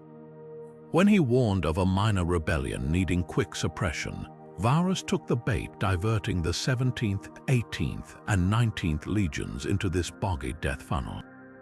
The Germanic warriors Arminius had secretly united Cherusci, Bructeri, Marsi weren't just waiting in the trees, they'd spent weeks engineering the terrain. Dendrochronology shows they'd felled trees to create artificial choke points, built camouflaged earthworks to funnel the Romans into killing zones, even positioned log dams to flood sections of the path and mire the heavy supply wagons. The battle itself was less a clash than a systematic dismantling. Over 3 hellish days, Germanic guerrillas picked apart the Roman column. Modern forensic analysis of the bones reveals horrifying precision. Most skull fractures strike from above, suggesting attackers raining blows from elevated positions onto the trapped legionaries below. One skeleton still clutches a pilum driven through his own ribcage, likely a final act of suicide to avoid capture. The few survivors who straggled back to the Rhine told tales of ritual mutilation, Germanic priestesses nailing decapitated heads to sacred trees, officers' lips sewn shut so their souls couldn't complain to the gods. Augustus' reaction to the loss still echoes in his famous lament, Quintili ver legions red, Quintilius Varus, give me back my legions. But this wasn't just grief. It was political terror. Rome hadn't suffered such humiliation since Cannae 4 centuries earlier. The disaster forced a total strategic rethink. Where once the Elbe River was considered Rome's future border, the Rhine became its permanent limit. Excavations along the Lippe River show half-built forts abandoned mid-construction, their timber frames never completed. The psychological scars ran even deeper. The legion numbers 17, 18, and 19 were permanently retired from the Roman army rolls, an unprecedented act of superstitious erasure. Yet the real sting lies in the aftermath. Arminius, hailed as a Germanic hero, would be assassinated by his own kin a decade later, betrayed just as he'd betrayed Rome. The battlefield itself vanished from memory until 1987, when a British amateur archaeologist noticed an unusual concentration of Roman coins near Chalcis. Since then, metal detectors have revealed over 6,000 artifacts, including a single silver face mask from a high-ranking officer's helmet, its mouth forever frozen in what might be a scream. What makes Teutoburg so chilling isn't the tactical brilliance or the body count, it's how it exposes the fragility of imperial ambition. Rome could build roads and amphitheaters, impose laws and collect taxes, but the deep forests of Germania remained a realm where symbols of civilization twisted into grotesque trophies. Every time archaeologists brush dirt from another bone fragment at Chalcis, they're uncovering more than a battle. They're finding the moment an empire learned some borders aren't drawn on maps, but carved into the collective psyche of a people who refuse to be ruled. The sky over Rome glowed an eerie orange on the night of July 18, 64 CE, as embers swirled through the narrow alleys of the Circus Maximus. What began as a merchant's stray spark quickly became an inferno, fed by tightly packed wooden tenements and a scorching summer wind. For 6 devastating days, the flames chewed through 3 of Rome's 14 districts, leaving only 4 untouched. Plaster casts of carbonized grain sacks discovered in 19th century excavations trace the fire's path like macabre breadcrumbs, revealing how the blaze leapt from storage warehouses to aristocratic villas with terrifying precision. Yet the real mystery isn't how the fire spread, but how an emperor turned disaster into propaganda. Nero's response was a masterpiece of misdirection. Ancient historians like Tacitus claim the emperor rushed back from Antium to organize firefighting efforts, even opening his gardens to refugees, but dig deeper and a darker narrative emerges. Among the ashes, archaeologists found peculiar clusters of untouched aristocratic properties, homes mysteriously spared thanks to private fire brigades, later revealed to be Nero's own demolition crews. This wasn't random destruction, it was targeted urban clearance. The fire conveniently cleared space for his grandest vanity project, the Domus Aurea, a sprawling palace complex covering nearly 200 acres. Then came the scapegoating. As accusations swirled that Nero himself had fiddled while Rome burned, he needed someone to blame. Enter the Christians, a small, misunderstood sect already viewed with suspicion. Tacitus describes gruesome executions, believers torn apart by dogs, crucified, or set ablaze as human torches to illuminate imperial gardens. Modern forensic analysis of charred bone fragments near the Vatican necropolis supports these accounts, showing burn patterns consistent with living victims bound to stakes. The brutality wasn't just punishment, it was theater. By framing the Christians as arsonists who hated humanity, Nero diverted attention from his own architectural ambitions. The Domus Aurea's hidden extravagances reveal the emperor's true priorities. Beneath its marble veneer, engineers installed a rotating dining room powered by hidden water mills, its ceiling designed to shower petals on guests. Recent LiDAR scans even uncovered a subterranean mechanism that may have simulated earthquakes for dramatic effect. These weren't just indulgences, they were psychological weapons, dazzling elites into submission while the plebeians shivered in makeshift shelters. The fire's aftermath exposes an uncomfortable truth about power. Crises don't create tyrants, they reveal them. Nero didn't start the blaze, but he wielded it like a sculptor's chisel, reshaping Rome's physical and social landscape. Those plaster casts of burnt grain tell more than a story of destruction. They're fingerprints on a crime scene, where an emperor sacrificed lives to build a playground. And in the shadows of his rotating dining room, we see the blueprint for every leader who's ever exploited disaster to silence dissent. Pliny the Younger's quill scratched frantically across parchment as the sky turned black over Misenum, his words the only living testament to the horror unfolding across the bay. The cloud rose like an umbrella pine, spreading out high above in branches of white flame. He wrote of that August afternoon in 79 CE, capturing the moment Vesuvius shredded the sky. But his vivid account, often treated as the definitive narrative of Pompeii's destruction, masks a chilling contradiction. Recent thermal imaging of Herculaneum's shoreline reveals skeletons huddled in boat sheds, their bones flash vaporized by pyroclastic surges reaching 900 degrees Fahrenheit. These weren't procrastinators who waited too long, they were victims of a disaster moving faster than human comprehension. Forensic archaeologists now divide Pompeii's dead into 2 gruesome categories. The first are the famous plaster casts, bodies frozen in agony, their voids filled by 19th century excavators, The second, far more unsettling, are the invisible victims. Advanced LiDAR scans of the city's outskirts show hundreds of hastily dug pits just beyond the ash layer, containing charcoal and bone fragments. These mass graves suggest a frantic exodus succeeded, but only barely. The real death toll may have been far lower than assumed, with perhaps 2,000 perishing instead of the traditional estimate of 16,000. Herculaneum's vaporization chamber tells an even darker story. When the first surge hit at 300 miles per hour, it didn't just kill, it molecularly dismantled.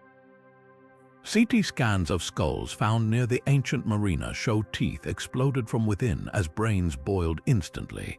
Yet 12 miles away in Pompeii, some victims died slowly from toxic gases before the surges arrived. The difference: topography. Herculaneum sat directly in the volcano's kill zone, while Pompeii's initial buffer allowed minutes, maybe hours, of terrified decision-making. The escape routes themselves reveal heartbreaking choices. Gold coins and jewelry litter the streets leading north, dropped by fleeing residents lightening their loads. But in the Villa of the Papyri, 1,800 carbonized scrolls were left perfectly aligned in their cases, proof that some prioritized knowledge over survival. Perhaps most poignant are the stable excavations where donkeys were found still harnessed to carts, their owners having untied family dogs before fleeing. Pliny's letters, for all their drama, omit a crucial detail. His uncle, Pliny the Elder, died not heroically rescuing friends, but because he delayed evacuation to take notes on the eruption's extraordinary shape. Science killed him as surely as the ash. This tension between witnessing catastrophe and surviving it echoes in every melted sandal print preserved in Vesuvius ashes. The lesson isn't just about volcanic fury, it's about how disaster amplifies who we already are. The meticulous librarian dies cataloging the explosion. The mother dies shielding her child with her body. The merchant dies clutching his silver. Pompeii's real horror isn't that it preserved a moment, it preserved character in all its flawed, beautiful humanity. The sand of the newly opened Colosseum drank blood in ways Rome had never seen before. In 80 CE, Emperor Titus inaugurated the Flavian Amphitheater with 100 days of games so excessive they nearly wiped out species. Ancient records boast 9,000 animals slaughtered, not just lions and bears hauled from Africa, but now extinct creatures like North African elephants and Syrian brown bears. Archaeologists sifting through drainage channels beneath the arena floor found teeth and bone fragments belonging to giraffes, rhinos, even ostriches painted to resemble mythical beasts. But the real shock came from orbital socket measurements of feline skulls. These weren't mature predators but terrified cubs, their bones showing stress fractures from being starved to make them ferocious before execution. Beneath the spectacle lay an engineering nightmare turned marvel. The hypogeum's elevator system, long assumed to be medieval myth, was reconstructed thanks to a drunken gladiator's graffiti. Scratched onto a service tunnel wall, the crude drawing shows a capstan-powered lift with a surprising detail. Counterweights shaped like amphorae, likely filled with water for adjustable ballast. Modern engineers tested this design using Roman-era materials. The wooden gears could hoist a 400-pound lion cage in under 8 seconds. Its arrival timed with trapdoor explosions to astonish the crowd. But the real genius was in the whispers. Acoustic studies reveal the hypogeum's vaulted passages, amplified growls and chains rattling beneath the sand, creating an immersive soundtrack before beasts even appeared. What fueled the men who fought these animals? Isotope analysis of gladiator bones from Ephesus paints a startling picture. Their diets weren't protein-heavy as Hollywood claims. They ate like peasants, subsisting on barley, beans, and ashes. Yes, ashes, calcium-rich charred bone meal mixed into gruel, acted as an ancient Gatorade to strengthen bones. The result, skeletons with the dense, reinforced structure of modern athletes, yet riddled with healed fractures that tell a darker story of survival economics. These weren't just fighters, they were investments. A graffiti price list found near the Ludus Magnus shows top gladiators valued at 50 times a laborer's annual wage, enough to buy 3 country estates.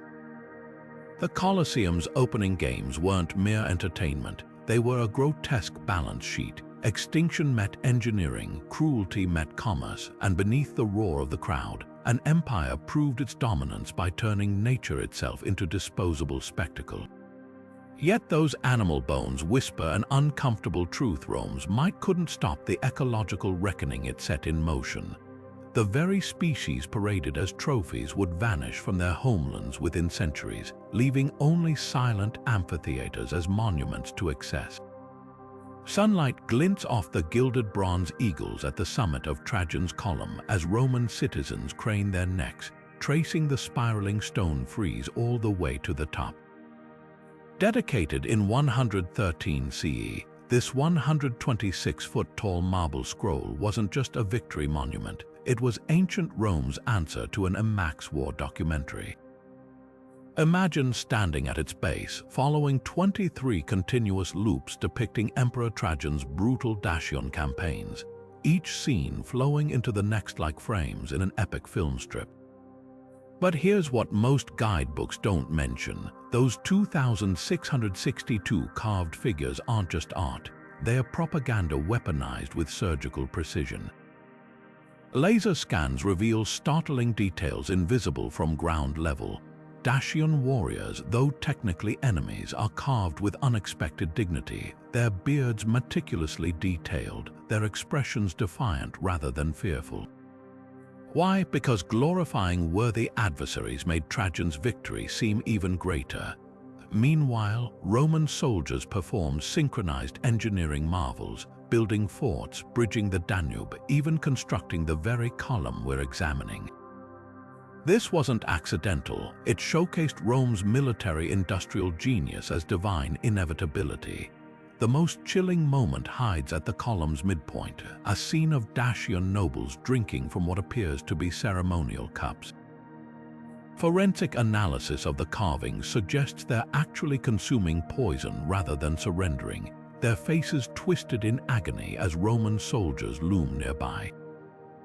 Then there's the loot. The spiral narrative culminates in a stunning depiction of Dacian treasure being paraded through Rome: golden bowls, woven tapestries, even intricate metalwork. Modern estimates suggest Trajan hauled back 165 tons of gold and 330 tons of silver, enough to bankroll his massive public works projects and give every Roman citizen a cash bonus. But follow the money trail and you'll find an archaeological detective story. Some motifs on the column match actual Dacian artifacts now in European museums, proving Rome didn't just steal wealth, they stole cultural identity. A famed Dacian bracelet design appears both on the column and in surviving relics, its wolf head terminals symbolizing a mythic origin story erased by conquest. The column's true genius lies in its perspective literally. The higher the relief, the deeper the carving, compensating for viewers' steep viewing angles. This optical trick created an immersive experience for ancient Romans circling the monument, their gaze guided like a cinematic tracking shot. Even the spacing between scenes follows narrative logic, tighter coils during tense battles, wider gaps during strategic marches. It's no coincidence Pope Gregory the Great later crowned the column with a statue of St. Peter. Both men understood the power of visual storytelling to shape belief. Yet the most subversive detail appears at ground level. Buried in the foundation, original Dacian soil brought back as symbolic spoils. Every ounce of marble towering above rests upon conquered earth, a physical metaphor for empire.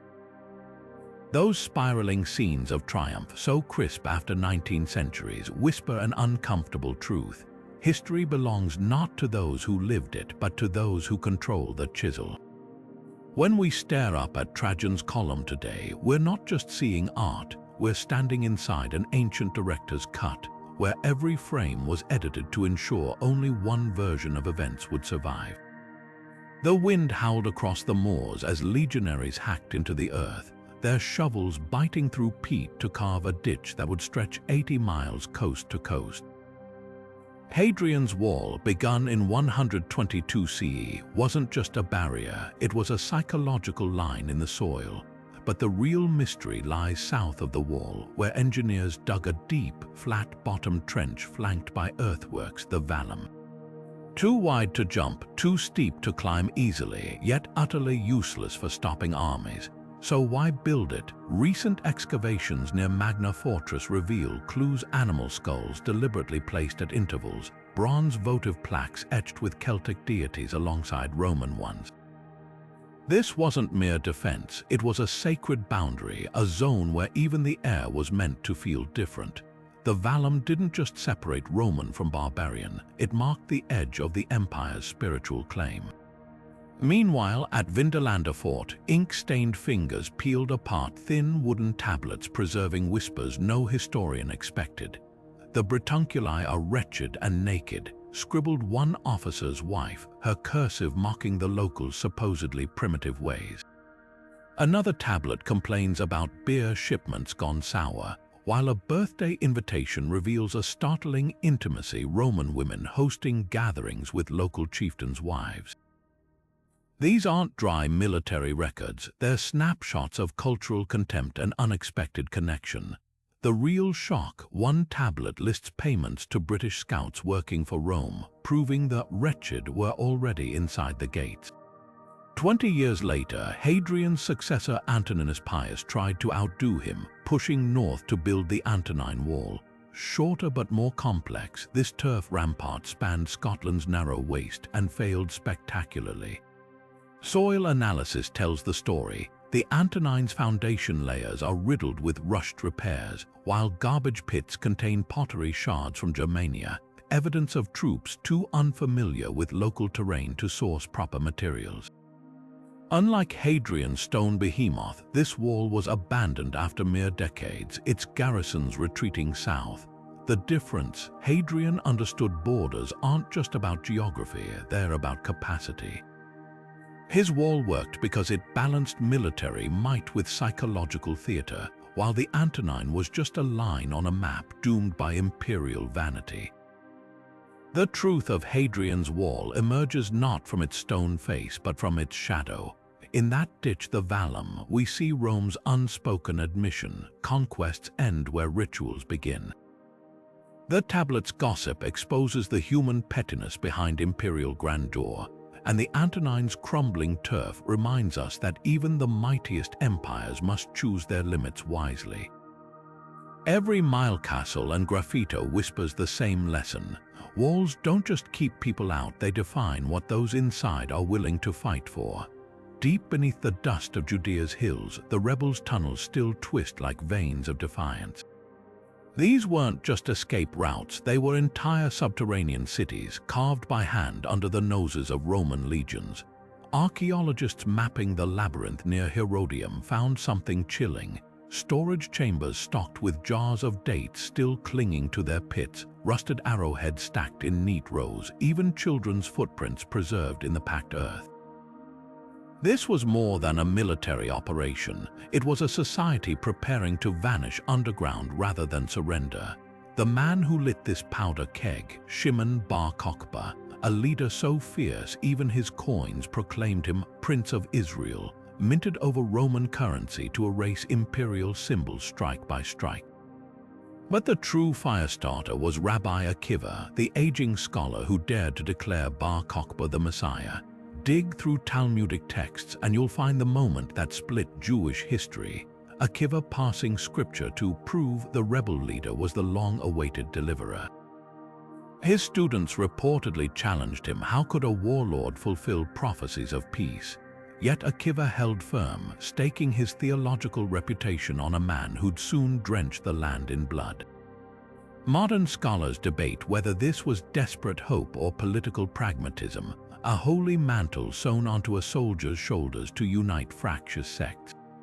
Either way, the gamble backfired catastrophically. Hadrian's retribution was architectural annihilation. Jerusalem wasn't just sacked, it was systematically reinvented as Aelia Capitolina, a Roman colony scrubbed of Jewish memory. Ground-penetrating radar under today's Damascus Gate reveals the vicious precision. Temple Mount became a Jupiter sanctuary, streets were realigned to Roman grids, and circumcision was outlawed as mutilation. But the cruelest stroke, erecting a statue of himself atop the ruined temple, not in military garb but as a plowman claiming the land itself had been tamed. Yet for all its brutality, the revolt's ghost lingers. Those rebel tunnels inspired later resistance movements from Masada to WW2 Warsaw Ghetto. Akiva's messianic gamble became a cautionary tale about blending faith and force. Even Hadrian's victory was Pyrrhic. The cost of crushing Judea drained his treasury so thoroughly that his successor abandoned expansion forever. Sometimes history's loudest echoes come not from triumphs, but from the cracks where empires and faiths collide. The leather tent flaps whipped in the wind as Marcus Aurelius dipped his reed pen into ink, pausing to steady the paper against his knee. Around him, the stench of death clung to the Roman camp near Carnuntum, burning pitch from funeral pyres, the sour tang of infected wounds, the acrid bite of vinegar used in futile attempts to ward off the plague. This wasn't just a military campaign against Germanic tribes, it was a battle against despair itself. The Antonine Plague, likely smallpox brought back by legions from Mesopotamia, had already claimed millions, including the emperor's own co-ruler Lucius Verus. Yet in these brutal years of the 170s CE, amidst the chaos, one of history's most enduring works of philosophy took shape, not as an official decree, but as private reflections scrawled in Greek on parchment. Meditations wasn't meant for publication. The original text, now lost, was likely a stack of personal notebooks carried in the emperor's campaign chest. Its survival is a minor miracle. Christian scribes of the Middle Ages typically destroyed pagan writings, especially those challenging Christian ideals of divine providence. So how did Marcus' Stoic musings escape the flames? The answer lies in Constantinople's scholarly underground. 10th century Byzantine monks, hungry for classical wisdom, secretly copied the text, disguising it among Christian commentaries. A 14th century librarian finally recognized its worth, preserving it as a manual for moral endurance rather than a pagan relic. The plague's shadow looms over every page. When Marcus writes, "The art of living is more like wrestling than dancing," he wasn't crafting abstract metaphors, he just ordered mass graves dug outside Rome. His famous admonition to waste no more time arguing what a good man should be one, takes on chilling urgency when you realize he penned it while drafting edicts to quarantine entire cities. Stoicism, often mischaracterized as emotionless repression, became for Marcus a lifeline, not to deny suffering, but to anchor himself in duty while the world crumbled. Recent multispectral imaging of the oldest surviving manuscript, the Codex Palatinus, reveals fascinating edits. Passages about accepting death show heavier ink traces, as if rewritten during darker moments. One heavily worn section near the end, Alexander the Great and his muleteer died the same death, mirrors historical records, placing Marcus at his brother's plague-ravaged deathbed. The stains on those pages might be sweat, tears, or even traces of medicinal herbs used to calm a grieving mind. What makes Meditations so extraordinary isn't its perfection, but its vulnerability. This wasn't a sage pontificating from a sunlit Athenian porch. It was a besieged ruler reminding himself to show kindness to ungrateful senators, to endure sleepless nights reviewing casualty lists, to face his own mortality amid the stench of burning flesh. The notebooks survived because they spoke across centuries to anyone who's ever clenched their fists in the dark, willing themselves to meet catastrophe with dignity. Even now, when we read, "You have power over your mind, not outside events," we're touching the same parchment that once traveled with a heartbroken emperor through plague-stricken camps, proving that some lights burn brightest in the deepest night. The arena sand turned crimson as Commodus, draped in a lion's pelt, decapitated an ostrich and strutted toward the senatorial seats. the bird's head dangling from his fist like a grotesque trophy. This wasn't just spectacle, it was psychological warfare. The year was 190 CE, and Rome's emperor had descended into a delusion so grandiose it made Gladiator's villain seem tame. Far from the film's scheming politician, the real Commodus believed himself the reincarnation of Hercules, commissioning statues that fused his face with the demigod's muscles, even replacing the moon's crescent on coins with his own Herculean club. But the madness ran deeper than costume. Archaeologists excavating the Colossus of Commodus found its base inscribed with hourly sacrificial rituals, live bulls slaughtered to feed the emperor's divine spirit, their blood channeled through gutters beneath the Palatine. Then came the calendar coup. In 191, Commodus erased centuries of tradition by renaming all 12 months after his self-styled titles: Amazonius for January, Invictus for October, even Herculeus for the month of his birth. Bronze fragments from a surviving edict reveal the chilling precision. Festivals honoring Jupiter were reassigned to Hercules Commodus, and senatorial records were ordered rewritten with the new chronology. This wasn't ego, it was temporal colonization, an attempt to etch himself into the very fabric of time. The Senate's revenge was meticulous. After his strangulation in 192, orchestrated by his wrestling partner, no less, they enacted damnatio memoriae with unprecedented fury. Chisels scoured his name from monuments, frescoes were whitewashed overnight, and the Colossus' head was replaced with Sol, the sun god, a deliberate mockery of his solar Hercules pretensions. But the most poetic erasure lies hidden in the sewers. Excavations near the Circus Maximus uncovered a lead curse tablet bearing Commodus' name, stabbed through with nails and buried in human waste. Even in oblivion, he couldn't escape the stench of his reign. What Gladiator got right was the terror. Grain shipment records show Rome's wheat imports plummeted during his rule as resources funneled into games where Commodus fought disabled captives or elephants with painted gold toenails. But the film missed the tragic core. This wasn't Machiavellian calculation, but the unraveling of a mind convinced divinity pulsed in its veins. The real horror wasn't that Commodus played a gladiator, but that he genuinely believed the blood on his hands was ichor. And in those last moments, as his wrestling partner's fingers tightened around his throat, perhaps even he realized no amount of renamed months could cheat mortality. The cursed tablet's nails had the final word. The empire was bleeding out. Between 235 and 284 CE, Rome saw 26 emperors rise and fall most violently, some lasting mere weeks before being stabbed, poisoned, or dragged through the streets.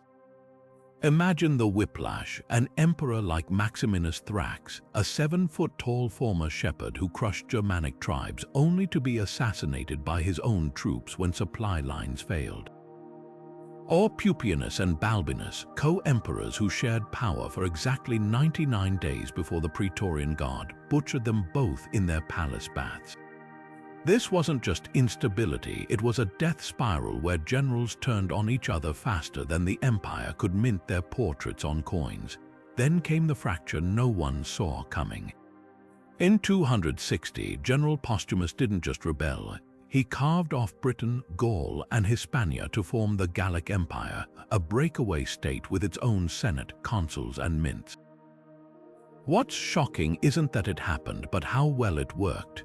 Excavations in Trier reveal thriving markets during this secession, with local wines pouring into Germanic trade, routes the Romans had long neglected. Postumus even repelled Germanic invasions better than Rome itself, proving the empire's periphery could survive, even prosper, without its center.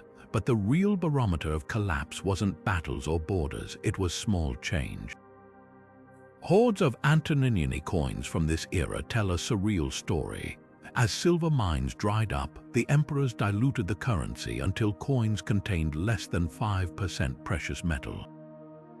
Some were copper blanks dipped in silver like carnival prizes. Then came the plague years when mints resorted to casting coins with rough, pitted surfaces, not poor craftsmanship, but emergency measures to stretch dwindling resources. Researchers using X-ray fluorescence found traces of tin and lead in these issues, contaminants that would have been unthinkable a century earlier. The darkest joke.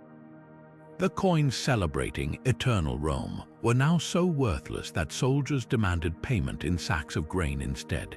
Inflation skyrocketed to the point where a loaf of bread cost more in coinage than its weight in the metal itself.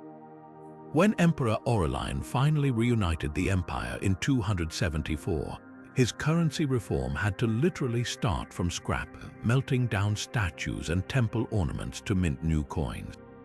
Yet even his fixes were temporary. The crisis had exposed a truth no legion could unsee. The machinery of empire was running on fumes, and the only thing more fragile than an emperor's life was the trust stamped onto his currency. What makes this half-century so chilling isn't the chaos itself, but how ordinary people adapted. In Britannia, villagers stopped using coins altogether, bartering with nails and pottery instead. Along the Rhine, farmers built watchtowers not against barbarians, but to spot roving bands of deserting soldiers turned bandits. And in Rome, senators quietly removed imperial busts from their homes, ready to swear allegiance to whoever's head next rolled into the forum. The crisis wasn't just a breakdown, it was a rehearsal for collapse, proving empires don't fall in a day, but in countless small surrenders where people stop believing the symbols that once held them together. Diocletian's palace in Split wasn't just a retirement home, it was the nerve center of an empire's last-ditch reinvention. By 293 CE, the Roman world had spiraled beyond one man's control, so Diocletian staged history's most radical administrative surgery, the Tetrarchy. 4 emperors, 2 senior Augusti and 2 junior Caesars, each governing from strategic nodes along the empire's fraying edges. Milan became the military command hub, Nicomedia guarded the Persian frontier, Trier bristled with Rhine legions, while Diocletian himself transformed the Dalmatian coast into a bureaucratic powerhouse. Modern satellite imaging reveals why Split was chosen. Its hexagonal harbor allowed galleys to pivot swiftly, while the palace's 3 landward walls funneled visitors through carefully scripted courtyards, enforcing hierarchy before petitions even reached the throne. Then came the economics. Diocletian's price edict of 301 was a desperate bid to curb hyperinflation, chiseling maximum costs for everything from African lettuce to Persian silk onto stone markers across the empire. But Pompeii's walls, yes, still speaking a century after the eruption, tell the real story. Beneath layers of volcanic ash, graffiti merchants scribbled jokes about Diocletian's imaginary prices, while cellar stockpiles held wheat sacks labeled with prices triple the edict's limits. Archaeologists even found a tavern ledger near the forum boasting, sold to off-duty praetorians, wine at 300% markup, no receipt. The lesson: you can't legislate scarcity away with stone decrees when supply chains are collapsing. Fast forward to today, and Diocletian's palace wears a startling new identity, a luxury hotel complex woven into Split's cityscape. Croatian architects preserved the emperor's mausoleum as a cathedral, his temple as a boutique jewelry shop, and his private quarters as 5-star suites with underfloor heating still using original Roman hypocaust. There's dark irony in tourists sipping cocktails where imperial clerks once tallied tax quotas, oblivious that this very site once hosted emergency summits as Germanic tribes pierced the Alps. The Tetrarchy's travel hubs now serve Ryanair flights instead of imperial couriers, but the underlying truth remains: power disperses when empires overextend, whether into Mesopotamia or modern globalization's unsustainabilities. Diocletian's system collapsed within 20 years, yet its ghost lingers in every supranational body from the EU to NATO, attempts to manage ungovernable sprawl through distributed authority. The price edict's graffiti echoes in today's cryptocurrency black markets circumventing capital controls. Even the palace's repurposing whispers a warning: civilizations don't vanish, they get remodeled by those who no longer remember why the original blueprints were drawn. That quiet transition from imperial nerve center to Instagram backdrop might be history's most brutal verdict of all.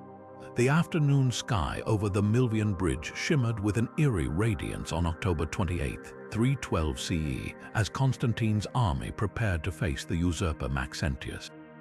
Ancient sources describe a celestial sign, a cross of light hovering above the sun with the Greek words en tauto nika, in this conquer. But modern astronomers offer a provocative alternative, a solar halo phenomenon called a sundog, where ice crystals refract sunlight into crosses and rings. Could atmospheric optics have sparked one of history's most consequential religious conversions? The timing fits late autumn conditions along the Tiber often produce such optical illusions, and Constantine's own accounts describe the vision appearing at midday when halos are most vivid. Yet the real revolution wasn't in the sky but stitched onto fabric. The labarum, Constantine's new battle standard, fused the Chi-Rho Christogram with military pragmatism. Imagine this banner unfurling before 40,000 troops, a gilded spear topped with a wreath encircling the sacred monogram, beneath it a cloth panel embroidered with Constantine's own face alongside his son's. This wasn't just piety, it was political genius. The Chi-Rho evoked Christian divinity, while the imperial portraits maintained continuity with traditional legionary standards bearing emperor images. Even the wreath played double duty, readable as both Christian victory laurels and the old solar crown of Sol Invictus, the empire's still popular sun god. Excavated belt buckles from the era show soldiers wearing both crosses and Sol imagery, proving how deftly Constantine blended symbols to unite divided loyalties. Then comes the deathbed baptism, the moment that's fueled scholarly debate for centuries. Eusebius claims Constantine delayed the ritual to wash away a lifetime of sins in one dramatic gesture, while skeptics note he continued minting coins with Sol Invictus until his final year. The truth likely lies in 4th century sacramental theology. Early Christians viewed baptism as an indelible transformation, making post-baptismal sins far graver, a risk the politically calculating Constantine couldn't afford. His battlefield executions and family purges would have haunted him less if performed before the ritual cleansing. Archaeology adds nuance. The hexagonal baptistry he built near Rome's Lateran Basilica accommodated full immersion, suggesting personal experience with the rite's physical demand. Perhaps his delay wasn't doubt but terrifying reverence. The Milvian Bridge victory reshaped more than battle tactics, it recalibrated imperial propaganda. Where previous emperors linked themselves to Jupiter or Mars, Constantine's post-battle arch conspicuously avoids crediting any god by name, merely referencing divine inspiration. This calculated ambiguity let Christians see Yahweh while pagans still glimpsed Sol. Even the bridge itself became a metaphor. On one bank stood the old empire of persecutions and pantheons, on the other a world where faith would become inseparable from power. Whether the vision was meteorological miracle or shrewd symbolism, its legacy is undeniable. An emperor who didn't just tolerate Christianity, but weaponized its imagery to forge the first European theocracy. The labarum didn't just lead armies, it consecrated them, turning soldiers into crusaders 16 centuries before Jerusalem's walls trembled. Constantine's deathbed baptism leaves us with an unsettling question. Was this the act of a devoted convert, or a final calculation ensuring divine favor after a ruthless career? The answer may lie in neither extreme. By waiting until fever racked his body, he performed the ultimate political sacrament, securing salvation while retaining the freedom to rule as imperial necessity demanded. In that moment, the first Christian emperor proved faith and power could share a throne, so long as one knew when to kneel. The taverns of Alexandria buzzed with whispers in the year 320 as a fiery Libyan preacher named Arius began circulating a theological grenade. There was a time when the sun was not. This seemingly abstract argument about Christ's divinity masked a seismic power struggle. Arius, with his silver tongue and street-level following, insisted Jesus was God's supreme creation, divine but not co-eternal. His rival Athanasius, a deacon with a backbone of iron, countered that such thinking reduced Christ to a demigod, unraveling the very fabric of Christian salvation. The debate spilled from sermons into marketplace brawls, with sailors and silk merchants taking sides like fans at a chariot race. But this was no academic spat. It threatened to fracture the empire Constantine had just unified under his Labarum banner. Constantine's summons to Nicaea in 325 wasn't about theology, it was damage control. 300 bishops descended on the lakeside palace, their travel expenses covered by imperial coffers, their debates monitored by imperial guards. The emperor himself presided in gold-embroidered robes, though he admitted to Bishop Eusebius he found their Greek philosophizing trivial squabbles. His solution was brutally pragmatic, a creed so vaguely worded it could paper over divisions, then enforced as dogma. The key passage, begotten, not made, consubstantial with the Father, was political genius. Consubstantial homoousios satisfied Athanasius' camp while being flexible enough for moderates. Arius refused to sign and was exiled, though Constantine, ever the strategist, later recalled him when his faction grew too loud. The manuscripts tell a darker story. A 12th century copy of the Creed hidden in Mount Athos library reveals layers of edits, entire phrases added centuries later to harden orthodoxy. Compare this to 4th century papyri found in Egyptian trash heaps, and you'll spot alarming differences. The famous filioque clause, asserting the Spirit proceeds from both Father and Son, first appears in Spanish texts 500 years post-Nicaea. Eastern churches still reject it today, proving how imperial unity birthed enduring schisms. Even the Creed's earliest versions show Constantine's fingerprints. References to one holy Catholic Church mirrored his imperial bureaucracy's language, while condemnations of schismatics copied edicts against political rebels. The council's aftermath reveals the hollowness of enforced consensus. Bishops who signed under pressure spread rival versions upon returning home. Alexandria's parchment workshops became propaganda factories, mass-producing altered copies favoring local interpretations. A recently deciphered palimpsest in Vienna shows an anonymous scribe scratching out Nicaea's text to insert Arius' teachings beneath a later Orthodox overlay, a silent rebellion in sheepskin. Meanwhile, Constantine's successors twisted the Creed into a loyalty test, exiling bishops who strayed from the approved phrasing. What began as theological debate became a tool of control, its words weighted with imperial authority rather than divine truth. Yet for all its manipulations, Nicaea's legacy endures in unexpected ways. That contentious word homoousios became the foundation for later Trinitarian thought, while the Creed's structure inspired everything from Islamic shahadas to modern constitutions. Even Arius' defeat left echoes. His emphasis on Christ's humanity resurfaced in medieval mystics and Renaissance art.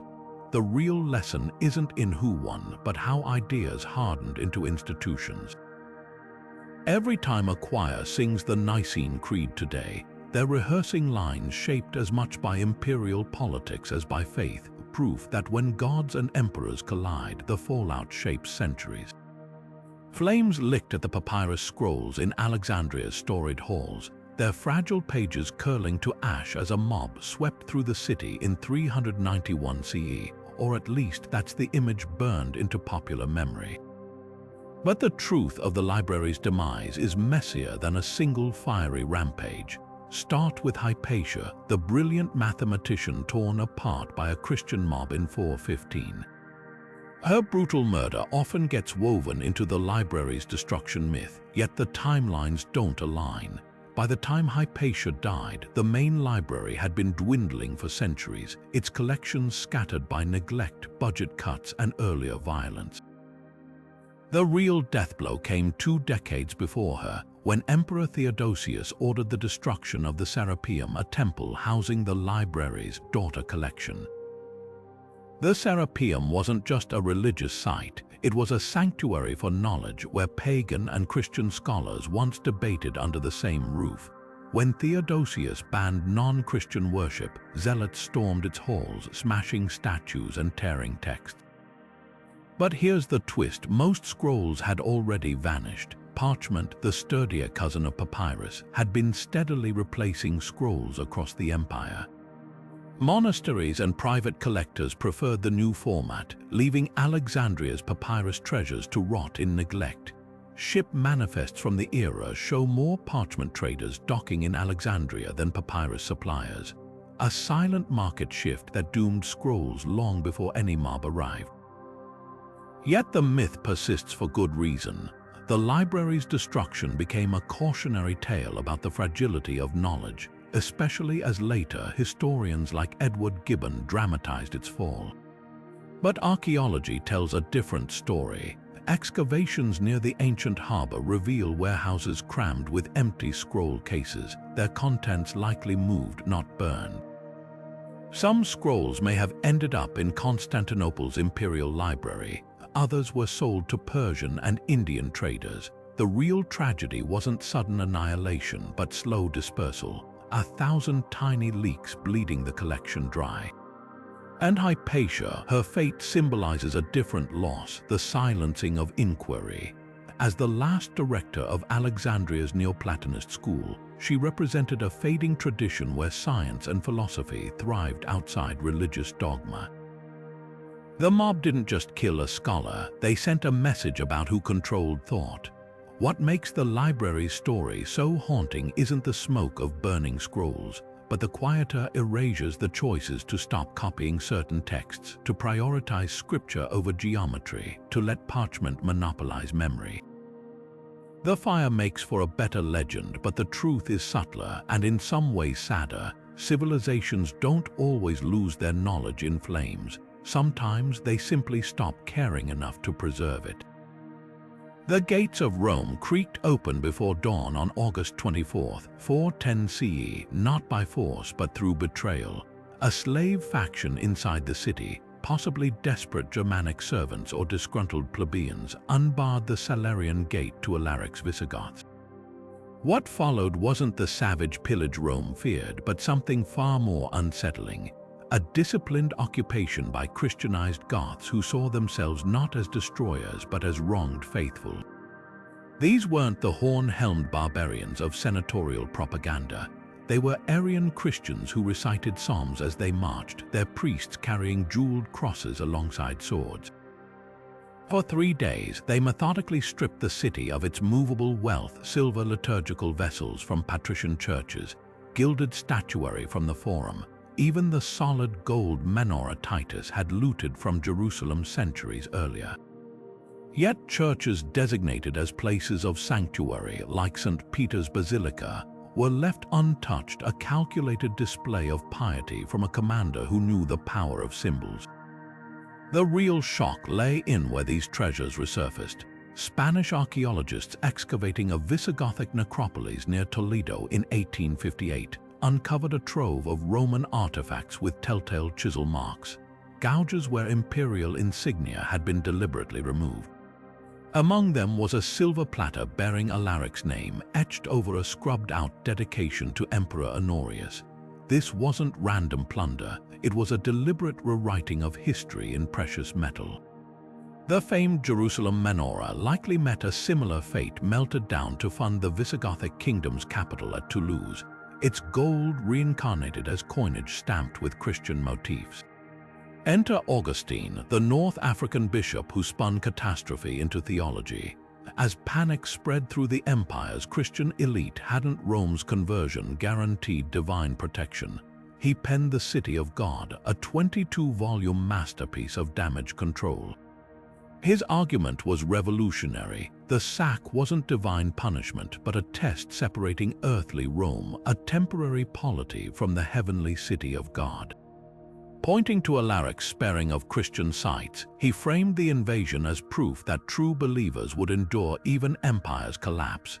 The twist: Augustine himself never witnessed the sack. His genius lay in interpreting an event he experienced only through letters and rumors, transforming trauma into a theology that would anchor Western Christianity through every crisis to come.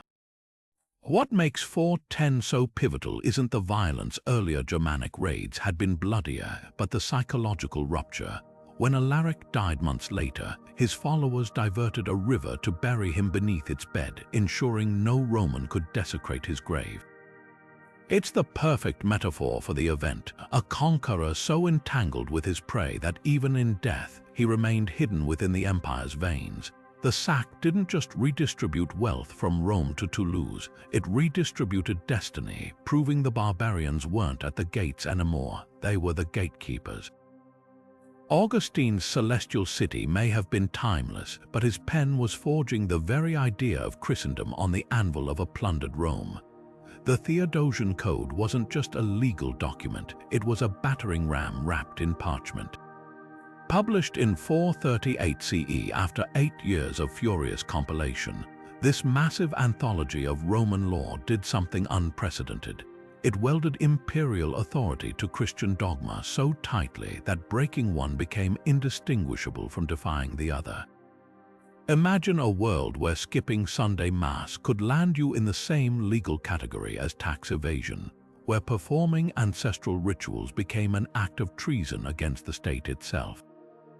This was the seismic shift Emperor Theodosius II engineered, binding 16 centuries of Roman legal tradition to the theological agenda of a religion that had been persecuted just a century earlier. Some of the statutes read like theological fan fiction. Take Title 16, Book 9, a clause threatening anyone performing nocturnal sacrifices to procure rain with execution. At first glance, it seems like bureaucratic overreach until you realize these so-called rain dances were often indigenous agricultural rites practiced by rural communities for generations. The law wasn't just banning superstition, it was severing people from the land's ancestral memory. Even more revealing is the statute forbidding pagan temples from being polluted with Christian blood during their demolition, a macabre twist revealing that zealots had been staging martyrdoms in sacred spaces to justify their destruction. The code's reach stretched into bedrooms and dinner tables. One edict prohibited Jews and Christians from sharing meals, an attempt to prevent religious intermingling that backfired spectacularly, as synagogue records from Antioch show covert supper clubs flourishing underground. Another law mandated the death penalty for anyone converting from Christianity back to paganism, though surviving court papyri suggest judges often commuted sentences to forced labor in imperial quarries. The brutality wasn't arbitrary, it was calculated. By making faith synonymous with citizenship, Theodosius transformed bishops into de facto civil servants and turned churches into extensions of the tax collection system. What makes the code truly fascinating isn't its iron fist, but its velvet glove maneuvers. Buried among the draconian measures are surprising protections like a law shielding the homes of impoverished widows from confiscation, or another granting asylum rights to those sheltering in churches. These weren't acts of mercy, but clever social engineering. By offering tangible benefits to Christian converts while punishing pagans, the state created a cascading incentive system where self-interest aligned with religious compliance. Justinian would later refine this blueprint in his famous 6th century reforms, streamlining the legal morass into something resembling modern jurisprudence. But the DNA of the Theodosian Code pulsed through every clause, the idea that law could be both a weapon of conversion and a scaffold for imperial identity. Its legacy lingers wherever governments still debate how tightly belief and belonging should intertwine, proving that the most durable revolutions aren't fought with swords but with ink and parchment. The wind howled across the Catalonian plains as Attila's horse archers loosed their first volley, iron-tipped arrows hissing through the June air like a swarm of enraged hornets. What followed in 451 CE wasn't just a battle, It was a collision of worlds, with the Hunnic Confederation facing a fragile alliance of Romans and Visigoths in a clash so brutal that chroniclers would later claim the wounded drowned in their own blood pooling on the battlefield. But peel back the myth, and a different Attila emerges, not the mindless destroyer of legend, but a strategist who understood the power of fear as currency. Priscus of Panium, the Roman diplomat who dined in Attila's wooden palace, left notes that shatter the monster stereotype. He describes a leader who ate off wooden plates while his guests used gold, who entertained with earnest folk dances rather than grotesque displays of power. The real shock, Attila's multilingualism. Fluent in Gothic and Latin, he negotiated directly with ambassadors, bypassing translators to craft nuanced deals. His infamous demand for Rome's gold wasn't mere extortion, it was a calculated humiliation, forcing the empire to monetize its own decline by stripping gilding from temples to pay him. Then there's the burial, when Attila died unexpectedly in 453, choking on his own blood after a nosebleed on his wedding night. Of all things, his men diverted a section of the Tisa River, buried him in the exposed riverbed with his treasures, then let the waters rush back to erase all traces. Satellite imagery from 2016 shows strange magnetic anomalies along the Tisa's ancient bends, ground disturbances consistent with large-scale earth moving. But the real secret lies in the funeral ritual itself. Hunnic nobles reportedly killed every laborer involved, then ritually slashed their own faces to mourn in blood rather than tears. This wasn't just concealment, it was a final act of psychological warfare, ensuring no tomb could ever become a symbol of Roman triumph. The Catalonian Plains, river of blood, likely wasn't literal. Modern soil analysis shows no mass graves. But the metaphor endures because Attila grasped something Rome had forgotten. Terror isn't about body counts but perception. By letting the legend of his savagery outpace reality, he conquered minds long before swords fell. Even now, as historians debate whether the battle was a draw or tactical retreat, one truth remains. The man who dined humbly and buried himself beneath rivers understood empire's greatest weapon is the story others believe. The year 476 dawned not with apocalyptic fanfare but with bureaucratic reshuffling. When the Germanic general Odoacer marched into Ravenna and deposed the teen emperor Romulus Augustulus, there were no burning cities, no massacres in the streets, just a quiet exchange of paperwork. The so-called last Roman emperor wasn't even executed. He was pensioned off to a comfortable villa in Campania with an annual stipend of 6,000 gold solidi. This wasn't the violent death of an empire, it was a corporate takeover complete with golden parachutes. Look closer at the power dynamics and you'll see Zeno, the Eastern emperor in Constantinople, playing both sides like a chess master. While publicly lamenting Romulus' unfortunate removal, he secretly recognized Odoacer's authority in exchange for a symbolic gesture, the return of imperial regalia to the east. Those ceremonial robes and diadems weren't just relics, they were the ultimate PowerPoint slide, visually reinforcing Zeno's claim as sole legitimate ruler while the West became a client state in all but name. Documents from the era show Odoacer minting coins bearing Zeno's likeness, tacitly admitting his rule derived from Eastern consent. The real surprise lies in administrative continuity. Papyrus records from Ravenna's archives reveal Gothic officers seamlessly inheriting Roman titles. Odoacer himself adopted Dux Italiae, Duke of Italy, rather than proclaiming kingship. Tax rolls from 480 show the same provincial accountants keeping their jobs, just reporting to new bosses. Even the Senate kept meeting, its aristocratic members now rubber-stamping Germanic decrees while privately sneering at their barbarian overlords in letters brimming with racist vitriol. Zeno's masterstroke came a decade later.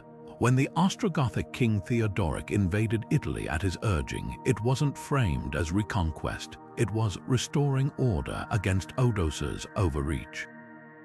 The bloody 3-year siege that followed ended with Theodoric inviting Odoacer to a banquet, then cleaving him in half with a broadsword mid-toast. Such theatrical violence masked the dull truth. The Western Empire didn't fall, it was absorbed, its bureaucracy repurposed like office furniture in a merger. The last Roman emperor didn't die on his throne. He retired to grow olives while the men who pulled the strings kept cashing the checks. The rats came first, scurrying down the gangplanks of grain ships docking at Pelusium in 541 CE, their flea-infested fur bristling with unseen death. Within days, dockworkers began collapsing with fevers so high their skin burned to the touch, their groins and armpits swelling into grotesque buboes that turned black with necrosis. Procopius, the era's most meticulous chronicler, described streets where the living could not bury the dead fast enough, corpses stacked like cordwood in abandoned granaries, their stench mingling with the incense of desperate prayers. But what makes his account truly chilling isn't the horror, it's the clinical precision with which he traced the outbreak's path. Like an ancient epidemiologist, he noted how the plague raced from Egypt's ports to Constantinople along trade routes, carried not just by rats but by the very grain meant to feed the empire. Modern science has corroborated every grim detail. DNA extracted from 5th century teeth found in Bavarian graves confirms it was Yersinia pestis, the same bacterium that would later ravage medieval Europe as the Black Death. Isotope analysis of those remains reveals something even more startling. The strain originated in Central Asia, likely carried to the Mediterranean by fur traders along the Silk Road before exploding in crowded port cities. The grain ships Procopius blamed were indeed the perfect vectors, their hulls warm and damp, teeming with rodents that nested in Egyptian barley. A single infected rat could spark an outbreak that would kill 25 million, nearly half the empire's population. Yet amid this devastation, Justinian pressed forward with his most audacious project, the Hagia Sophia. Scaffolding rose alongside funeral pyres, the clink of masons' chisels competing with the wails of mourners. Workers dragged marble slabs through streets where bodies lay uncollected, their sweat mingling with the miasma of decay. Procopius, ever the dual observer, recorded both the plague's toll and the cathedral's progress in the same detached prose, as if the emperor's obsession with legacy could outpace mortality itself.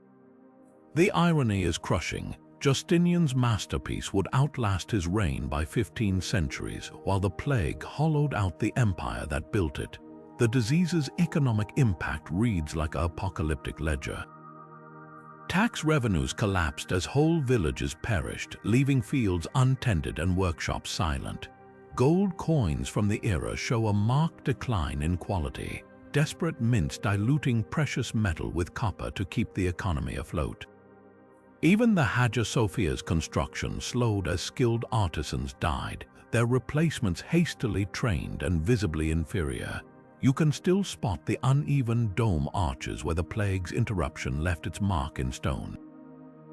But the most haunting evidence lies not in documents or DNA, but in the silence between lines. Procopius' famous description of Justinian himself falling ill only to recover hides a darker subtext.